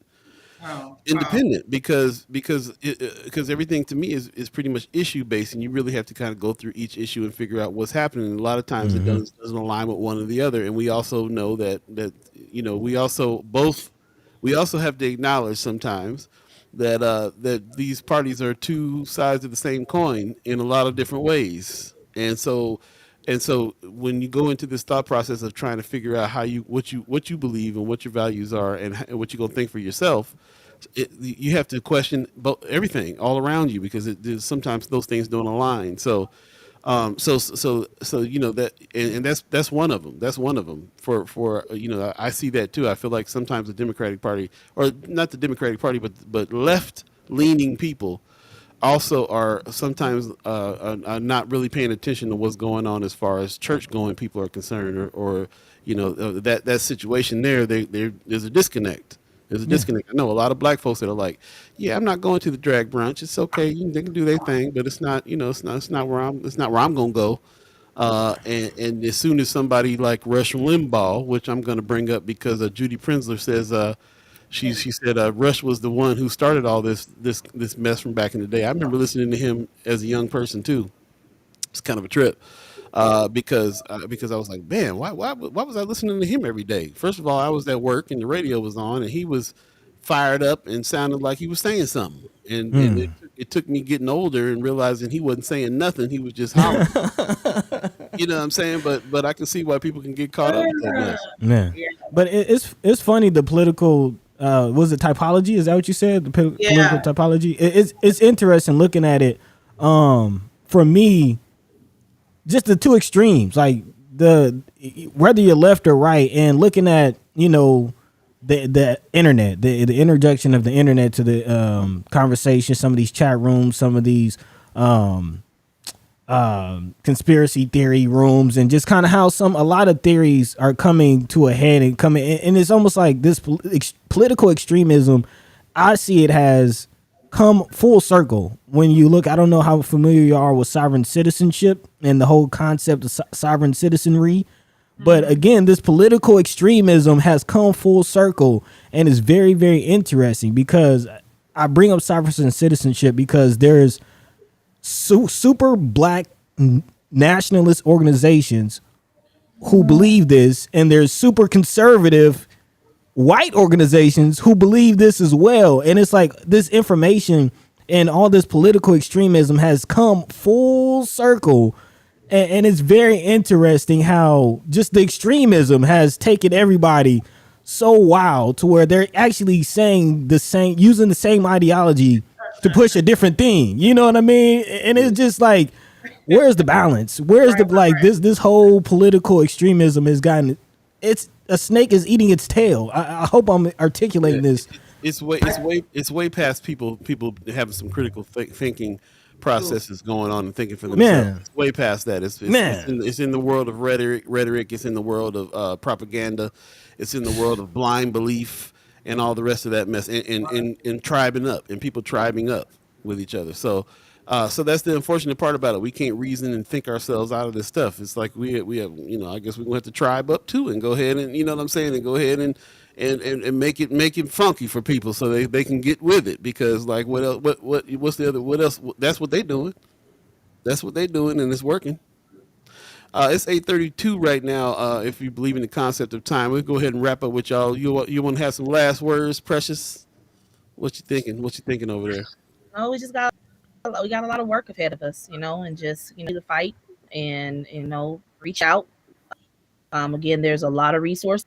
If you don't want to be political, you have Kimara and what the work that she's doing. You have Preston. You have so many different people that you can get the information from. And I will take back what Amy said about, you know, we do have this plan. How do we disseminate that key talking points to our community? So I'm gonna look and see how, like, a fact sheet, something that we can give of what we're looking at to release out. And I think that's something that we definitely need to be talking about, because it's not that it's being kept in private. I mean, it's just people who are elected, voted on to rep their legislative district in the state central committee. But again, we can always have that talk. I was open to that, and you know, you know where to find me at. So I'll just say, you know, just keep up the fight, and you need anything, let me know. I mean, we'll continue to fight. Yep, hear that. Definitely. And we appreciate that you do that. What about you, Kimara? What's on your mind? What's your last words for only that at the South Omaha Neighborhood Alliance, I'm still looking for a co-secretary and a co-treasurer. We are starting banquet planning for our annual banquet that we have on the first Thursday of June, which will be at the Kroc Center. All the money we raise gets reinvested back in the South Omaha through our mini grant program for our neighborhood associations. And we also give away a couple of scholarships to students who go to South Omaha high schools. I also had the pleasure yesterday of doing a podcast with Miss Whitney. She is just, man, I tell you, it was really good. She said, we're going to do it again. And just, you know, anyone who has thoughts around just civic health in general, especially in East Omaha or even Nebraska, because this here is a Nebraska thing, just holler at me, because I don't know everything and don't claim to. And Buddy, I'm curious if you're going to take that quiz. And if you do, I'm curious what you think about all the different groups. I'll be interested in hearing that later on. So. Yeah, I'm going to take that. Also, the housing quiz that you posted on the Friends of page, I'm going to take that as well. Okay. the homelessness quiz. Homelessness. Okay. Yeah. Yep. And while we're on quizzes, I'm gonna find the link to the library quiz as well. We need people to fill out this the library situation so we can make some decisions on what is going to be in the future libraries here. Okay. Being on that library steering committee, I'm really understanding about how Omaha is about to be on the map for changing out libraries to meet what we have with the technology needs and the stuff that we have today. Our libraries are going to look like do spaces, and ain't nobody else really doing that. So, look, Oh, I'm sorry that you said that, Paul. I thought about this morning. The library has a survey they want people to fill out. that's what I'm talking about. Oh, I'm sorry. Okay. Yeah, that's what I was just talking about. So I'm going to find the link to that survey and have you guys fill that out. We really can have a say about what we need in each individual branch. So we'll do that. And thank you very much. You guys are our, I consider our leaders. Kimara Snipes, Precious McKesson, put some respect on their names. They are leaders in our community. We're happy to have them. This season I'm feeling real blessed that you guys are on regularly. Really appreciate that. Thank you. And the brothers are on Friday regularly. I feel like between us, all of us six, really moving the needle in in directions that it needs to be moved. So I really appreciate you guys taking your time all the time and coming in and helping us out, even when you don't feel good. Precious, drink some tea. Take care of yourself. Kimara, slow down. I know you moving 100 miles an hour all the time. Self-care. Yeah. I'm at Scooters right now. I'll be here till 10, and then I'm coming back about 1. Blackity black. Oh yeah. Sorry about that. There you go. Cool. Okay, well, there you go. You're at the headquarters, Scooters on 30th and Ames right there. We call that the headquarters. We appreciate Julian Young and them cats, some new partners of ours, Julian Young and Associates. And so really appreciate them having that space for us. We've had many a meeting at the headquarters over there on 30th and Ames, and I'm glad to see you still holding it down. Appreciate you. Wow, checking And Precious. from London. Huh? Yeah, we just got some love from London. I don't know. Right. I was like checking it. Live. I said, wow. All right, we international. That's what's up. I missed that. Thank you. Okay, that's what's up. Well, appreciate you. Yeah, thank you for checking in, listening. Precious. We'll cross the pond. Say again. Across the pond. Y'all so crazy. Precious, your wardrobe is colorful and beautiful, and we appreciate you coming in and showing us a little around. It's like Pimp My Ride. What was that? What's that show? Cribs. Cribs. She's like, this is my color. There ain't no cribs there. There ain't no cribs. Trust and believe. No cribs. Hey, I be in the other side of the room. You be like, folk. girl, somebody, mama been and said, girl, I need to come beat you in the head. You need to focus. No, I'll tell you, your closet is 100 times more organized than my whole room, so I appreciate you. Nice corner. All right, well, you guys have a good one, and we'll see you next week. And what you guys going on this weekend? First of all, before we let you go, anything coming up this week that you guys? Yes. Yeah. Oh my, thank you, Paul. What you got? This Saturday, I will be in Lincoln at the Women's March. It will be streamed on Facebook. It's from 1 to 3. I'll glad I have to get my notes together. So I'll be doing that this weekend, and that's the only thing I have. And then I know we'll be announcing. I'm meeting today with Tad this afternoon, and we will be announcing our dumpster days that we'll be doing from April until September. And so I'll make sure that we post that so that people can start cleaning those yards, dumping stuff. The things that we accumulate over the winter. We'll have some free spaces throughout North Omaha on certain days of the month for y'all to dump that and to get debris and stuff. So that's the only thing I have, but definitely in Lincoln. I'm excited to join those ladies down in Lincoln on Saturday. Are you gonna put it on your Politicin with P page on Facebook? Yes, I will. I will put it on there for some links, but yeah, I'll put it on there, and it's because I think when y'all tag me, that's the page y'all always tag. I just realized that today. I thought y'all was tagging my regular page, but other pages private. We try to keep you a private page out the business. Yeah. Also, Kimara, anything going on this weekend that we of note that we need to be looking at? There is an NAACP meeting on Saturday. At noon, I believe, at Mount Moriah. Thursday, there are 3 bills up around voter ID, LB 365, which would allow counties of any size to run all vote by mail elections. Now it's only for counties with like less than 10,000 people. There's also LB 604, which would like improve the process of requesting vote by mail applications, like updating technology, things like that. And then LB 742, which would make Nebraska have automatic voter registration with the opportunity to like opt out if you wanted to. 24 other states already do that. So. All right. Okay. Well, I appreciate that. We definitely will. I'm gonna have it on. I'm not gonna be able to go up, but I'm gonna have it on because it's my favorite story. It's my favorite soap opera right now. Is legislative American drama. Love this. Great American Tune drama. in at 9 o'clock. 9 o'clock, tune in. We're gonna repost that on Friends of First Sky Omaha. So definitely check that out, man. Shout out to what is it? The legislative study group that always post that from them. So we appreciate them as well, and all of you. Thank you guys so much again for coming on. We will see you next week. You guys have a great one. Hey, y'all. Peace. Bye, Precious. Bye, Kimara. There it is, the ladies. Man. Yeah. On this in this here Women's History Month, man. Two sisters making history, man. Yeah, shout out. I mentioned that while they were on. Shout out. Yeah. We'll take a quick break. Come right back. You're listening to First Sky Omaha Radio. First Sky Omaha in the morning. Paul Beeee, Buddi3 Da Gawd. Stay tuned. In the time.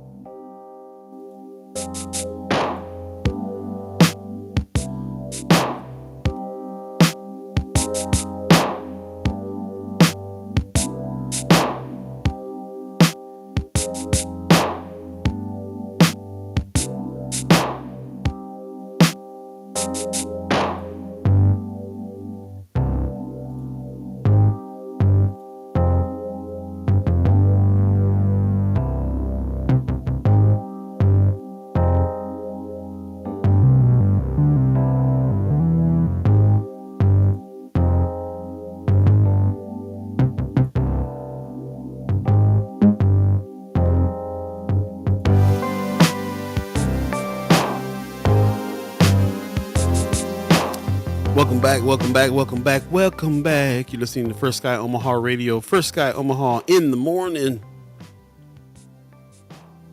Oh, my bad. Hold on.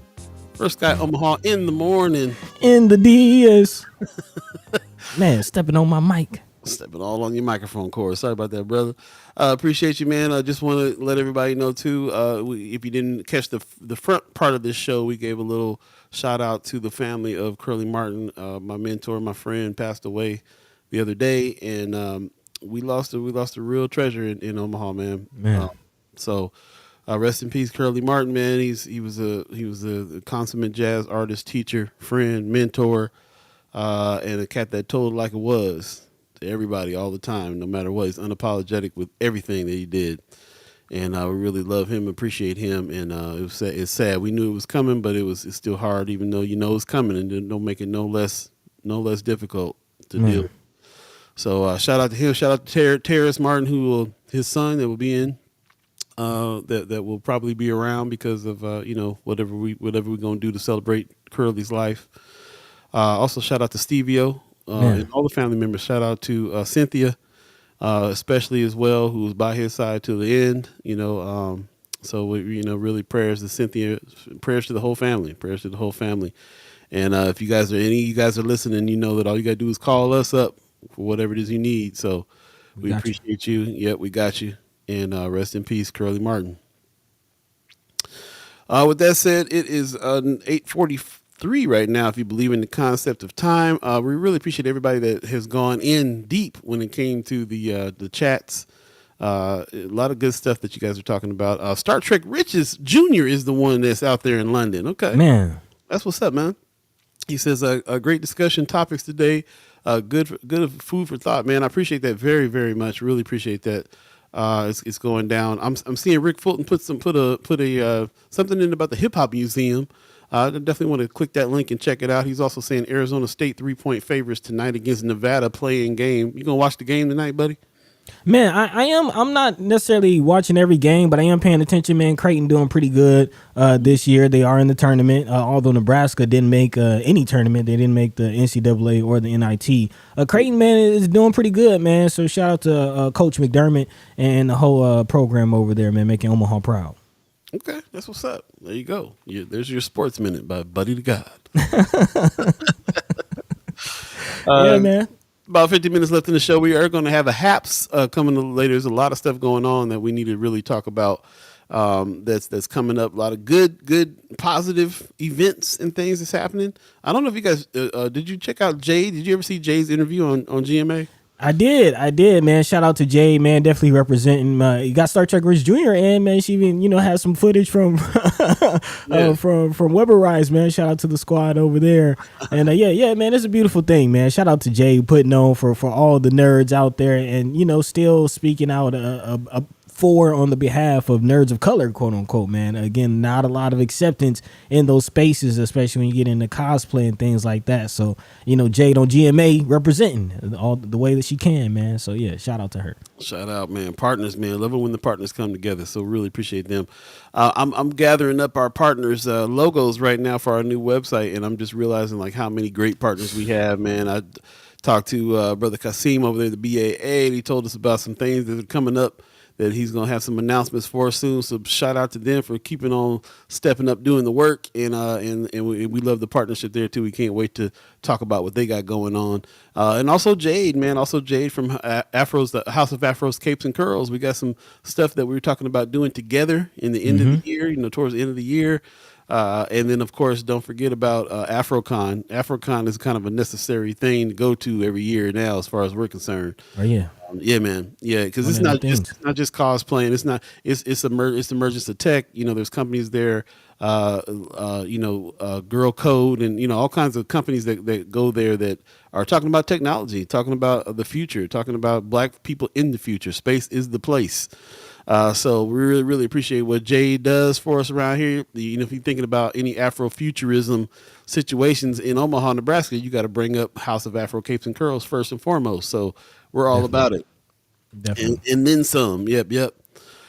And we're going to go on, we won't go on today, but there's so many partners that we're partnered up with that I'm just really feeling proud to be partnered with in future plans and things that are happening coming up. Culture House. Stay tuned for KIOS show and all kinds of stuff coming up, man. So I'm excited about it happening. Definitely, and definitely appreciate everybody for tuning in and staying tuned with us, man. The support that we've been receiving, we definitely appreciate that, and just know that we're behind the scenes working, in the wee hours and when we get time to make this happen, and to bring and elevate and expand what it is that we're doing here. So definitely appreciate y'all, and a big shout out to everybody who has contributed, the chat chimers, the guests, everybody. We thank you. Buddy, let's do a little lightning round of some things that we wanted to talk about today, if you don't mind. Yeah, we've kind of touched base on just about everything, but we'll definitely run through a quick lightning round as we wrap up. Just about 15 minutes left in the show. And we'll bounce back into something that we've alluded to throughout the show, but definitely want to give you the details of what's going on with the Grand Old Party, their whole script. Again, 21 South Carolina GOP lawmakers have proposed death penalties for women who have abortions. Again, the abortion fight is something that is going on across the country. And man, if states begin to look at what's going on in South Carolina, the fight could get a lot uglier. Again, members of the South Carolina State House are considering a bill that will make a woman who has an abortion in the state eligible for the death penalty.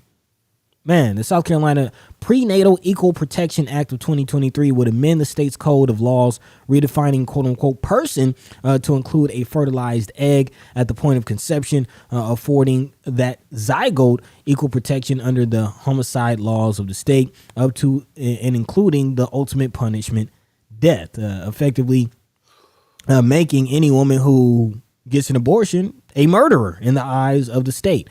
The bill was authorized by Representative Rob Harris, who is quite interestingly a registered nurse and member of the Freedom Caucus. It has attracted 21 co-sponsors to date. So again, this is a fight that we'll continue to keep our eyes on. Of course, not just in South Carolina, but also Texas, pushing some very egregious bills. Let's just call it what it is. Again, multiple Texas lawmakers have floated the idea of executing women who have abortions in the past. Those bills were proposed before the Supreme Court overturned Roe v. Wade, again, failed. So a lot of contention in the area of women's bodily autonomy. And again, it looks like Michelle wasn't too far off when she said that we're stepping into Handmaid's Tale territory. Bro, what stood out for me about that article too was the 21 GOP supporters. So usually you'll hear a rogue, DeSantis fool character out here talking big rhetoric. But these are some things that have been there supported by a number of GOP grand old party people. Like to think that there's 21 supporters in their leadership there is like, oh, they're for real going to try to pass. This is for real. This ain't going to be nothing that is going to be swept under the rug or dusted off as one lone, racist crazy person. This is like this is getting support from the party.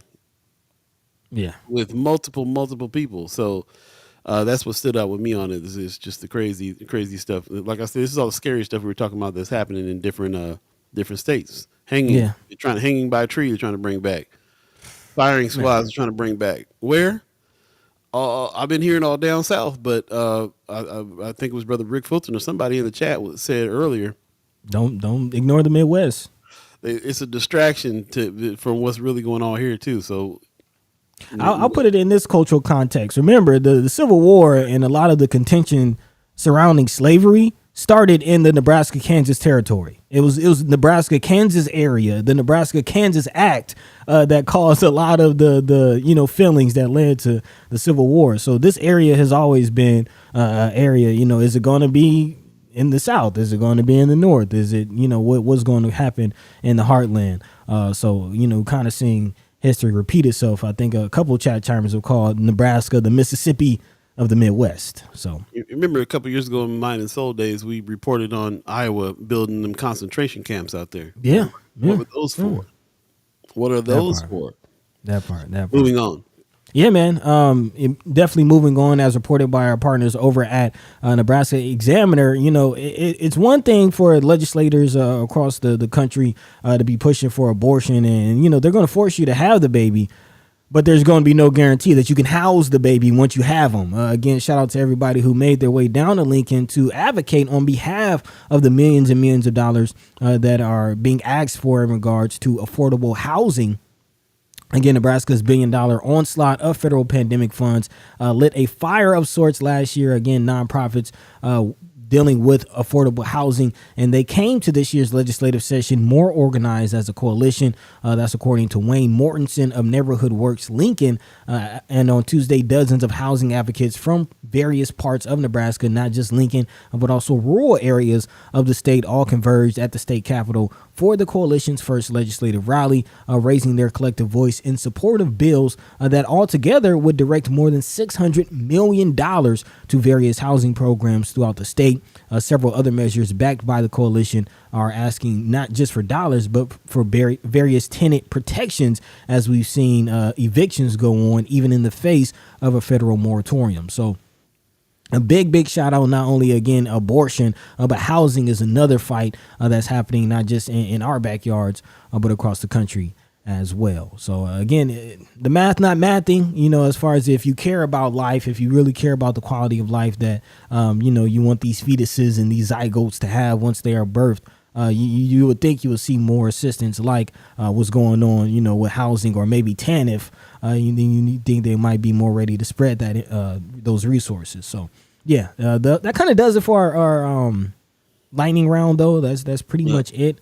Go ahead. Really quickly, there is also, almost forgot, an article dealing with $2.5 billion going to several states for electric vehicle charging infrastructure. And I know some of the environmental things, something that we're talking about as well. And as electric cars become more and more affordable, more and more plentiful, I guess you could say. This type of infrastructure will be needed as well. So that's a conversation. I'm not sure how deep we want to go into that, but that is also happening.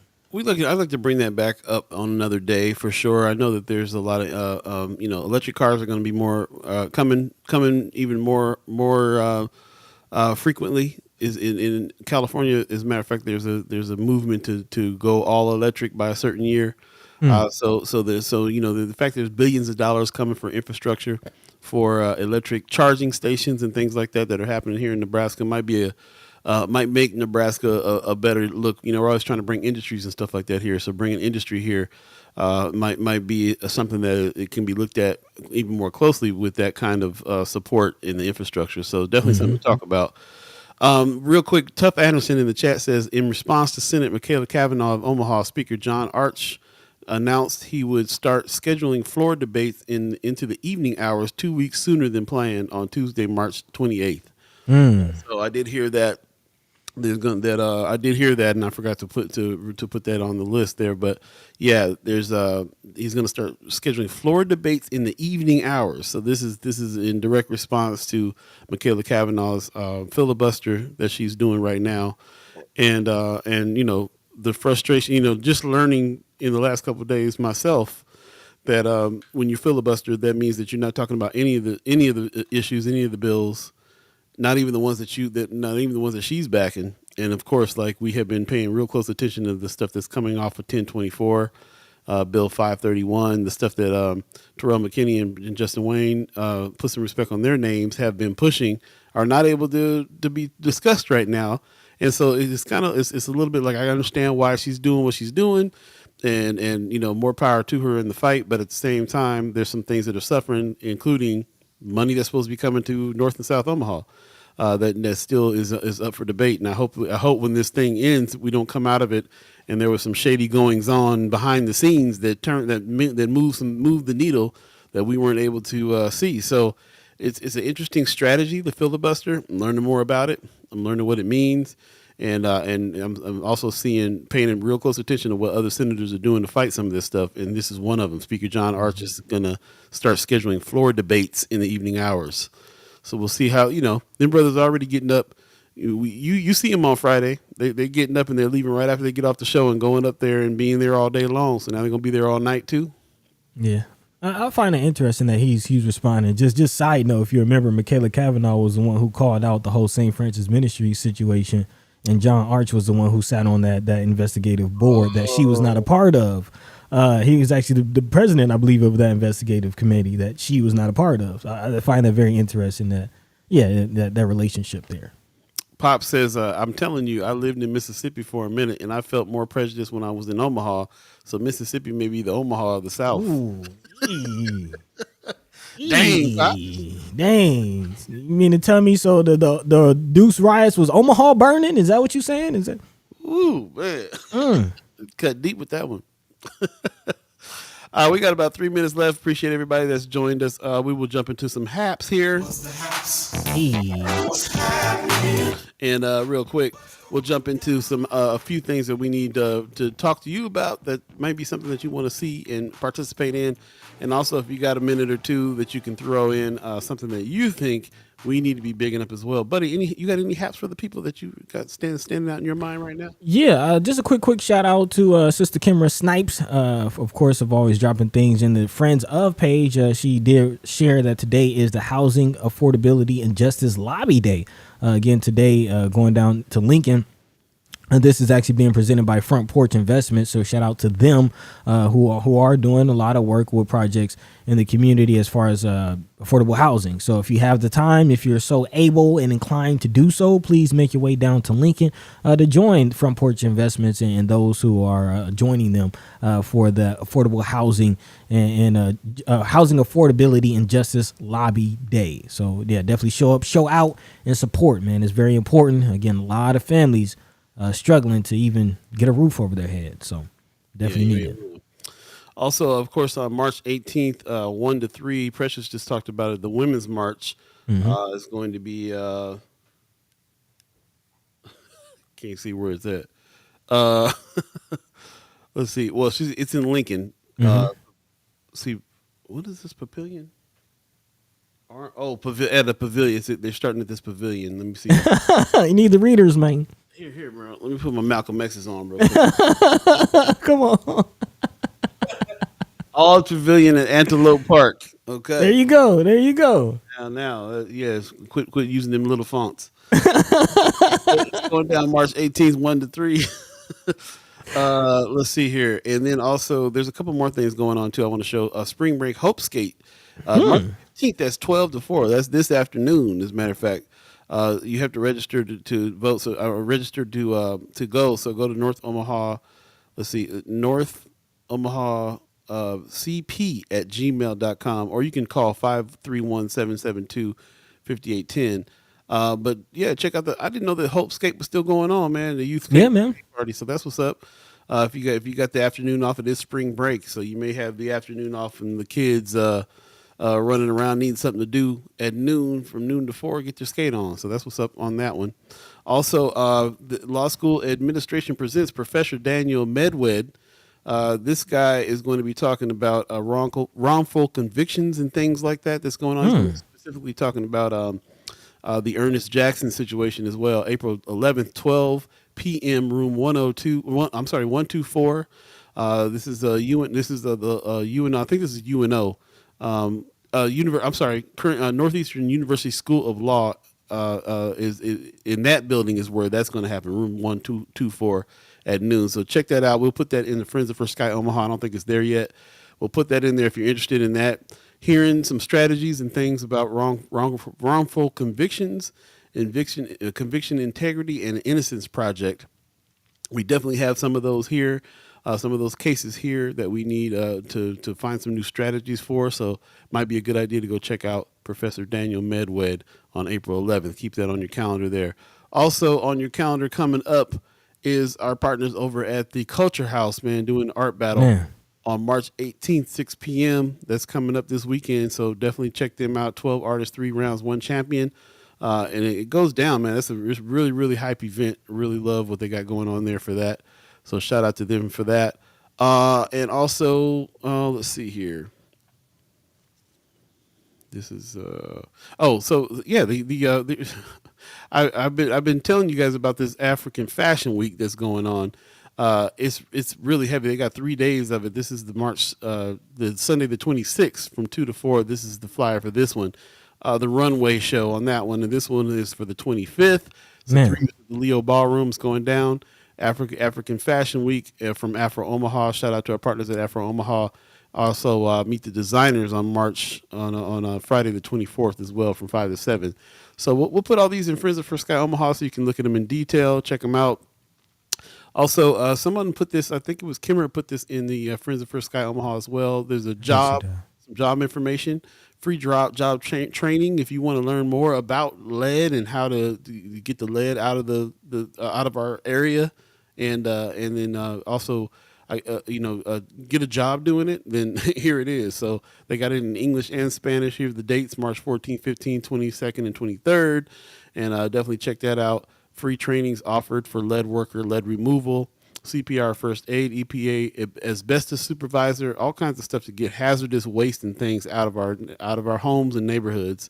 Nice. It's a good thing to get down on. So definitely check them out. 402-200-3010. Give them a call, or you can visit sjti-omaha at eventbrite.com and check that out. Again, this is going to be in Friends of First Sky Omaha for you to take a look at. So that's about it. One more thing I will talk about here, that a very, very exciting show that's getting ready to go down, Afro Vibe Master Concert over at the Beeee Theater.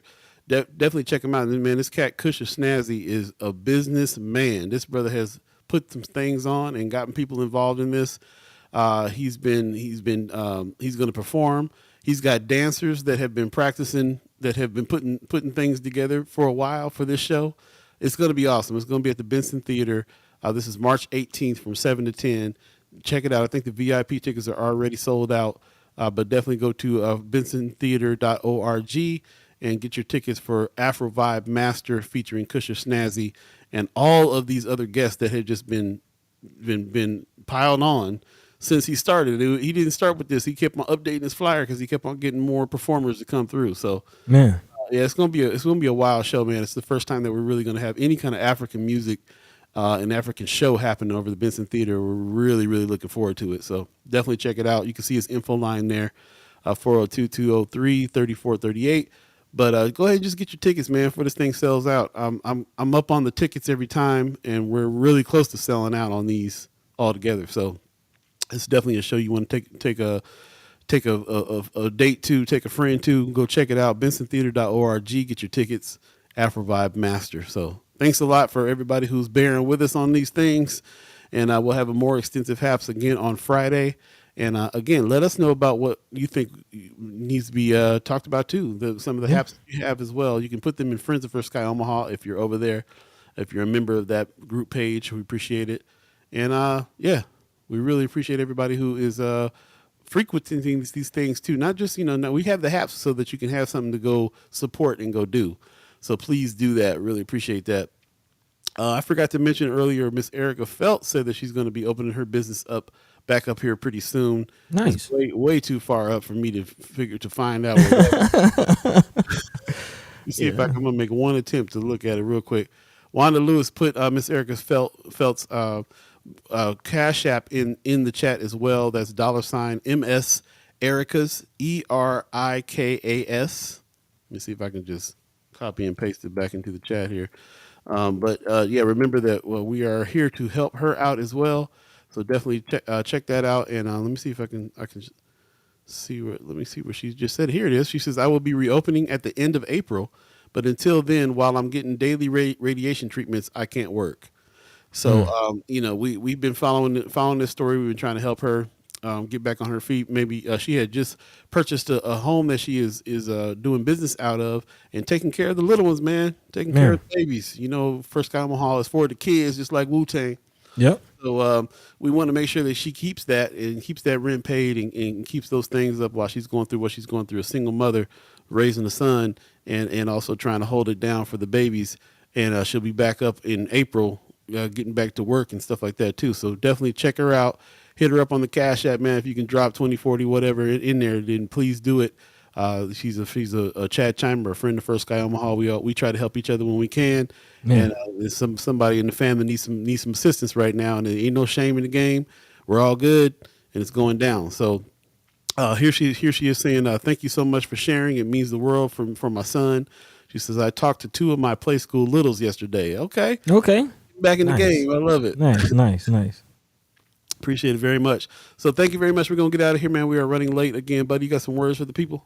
Man, as always, big shout out to our guests, Sister Kimara Snipes and Precious McKesson for putting some respect on their name for taking some time out of their busy schedules to meet with us and speak with us and break us off with some information.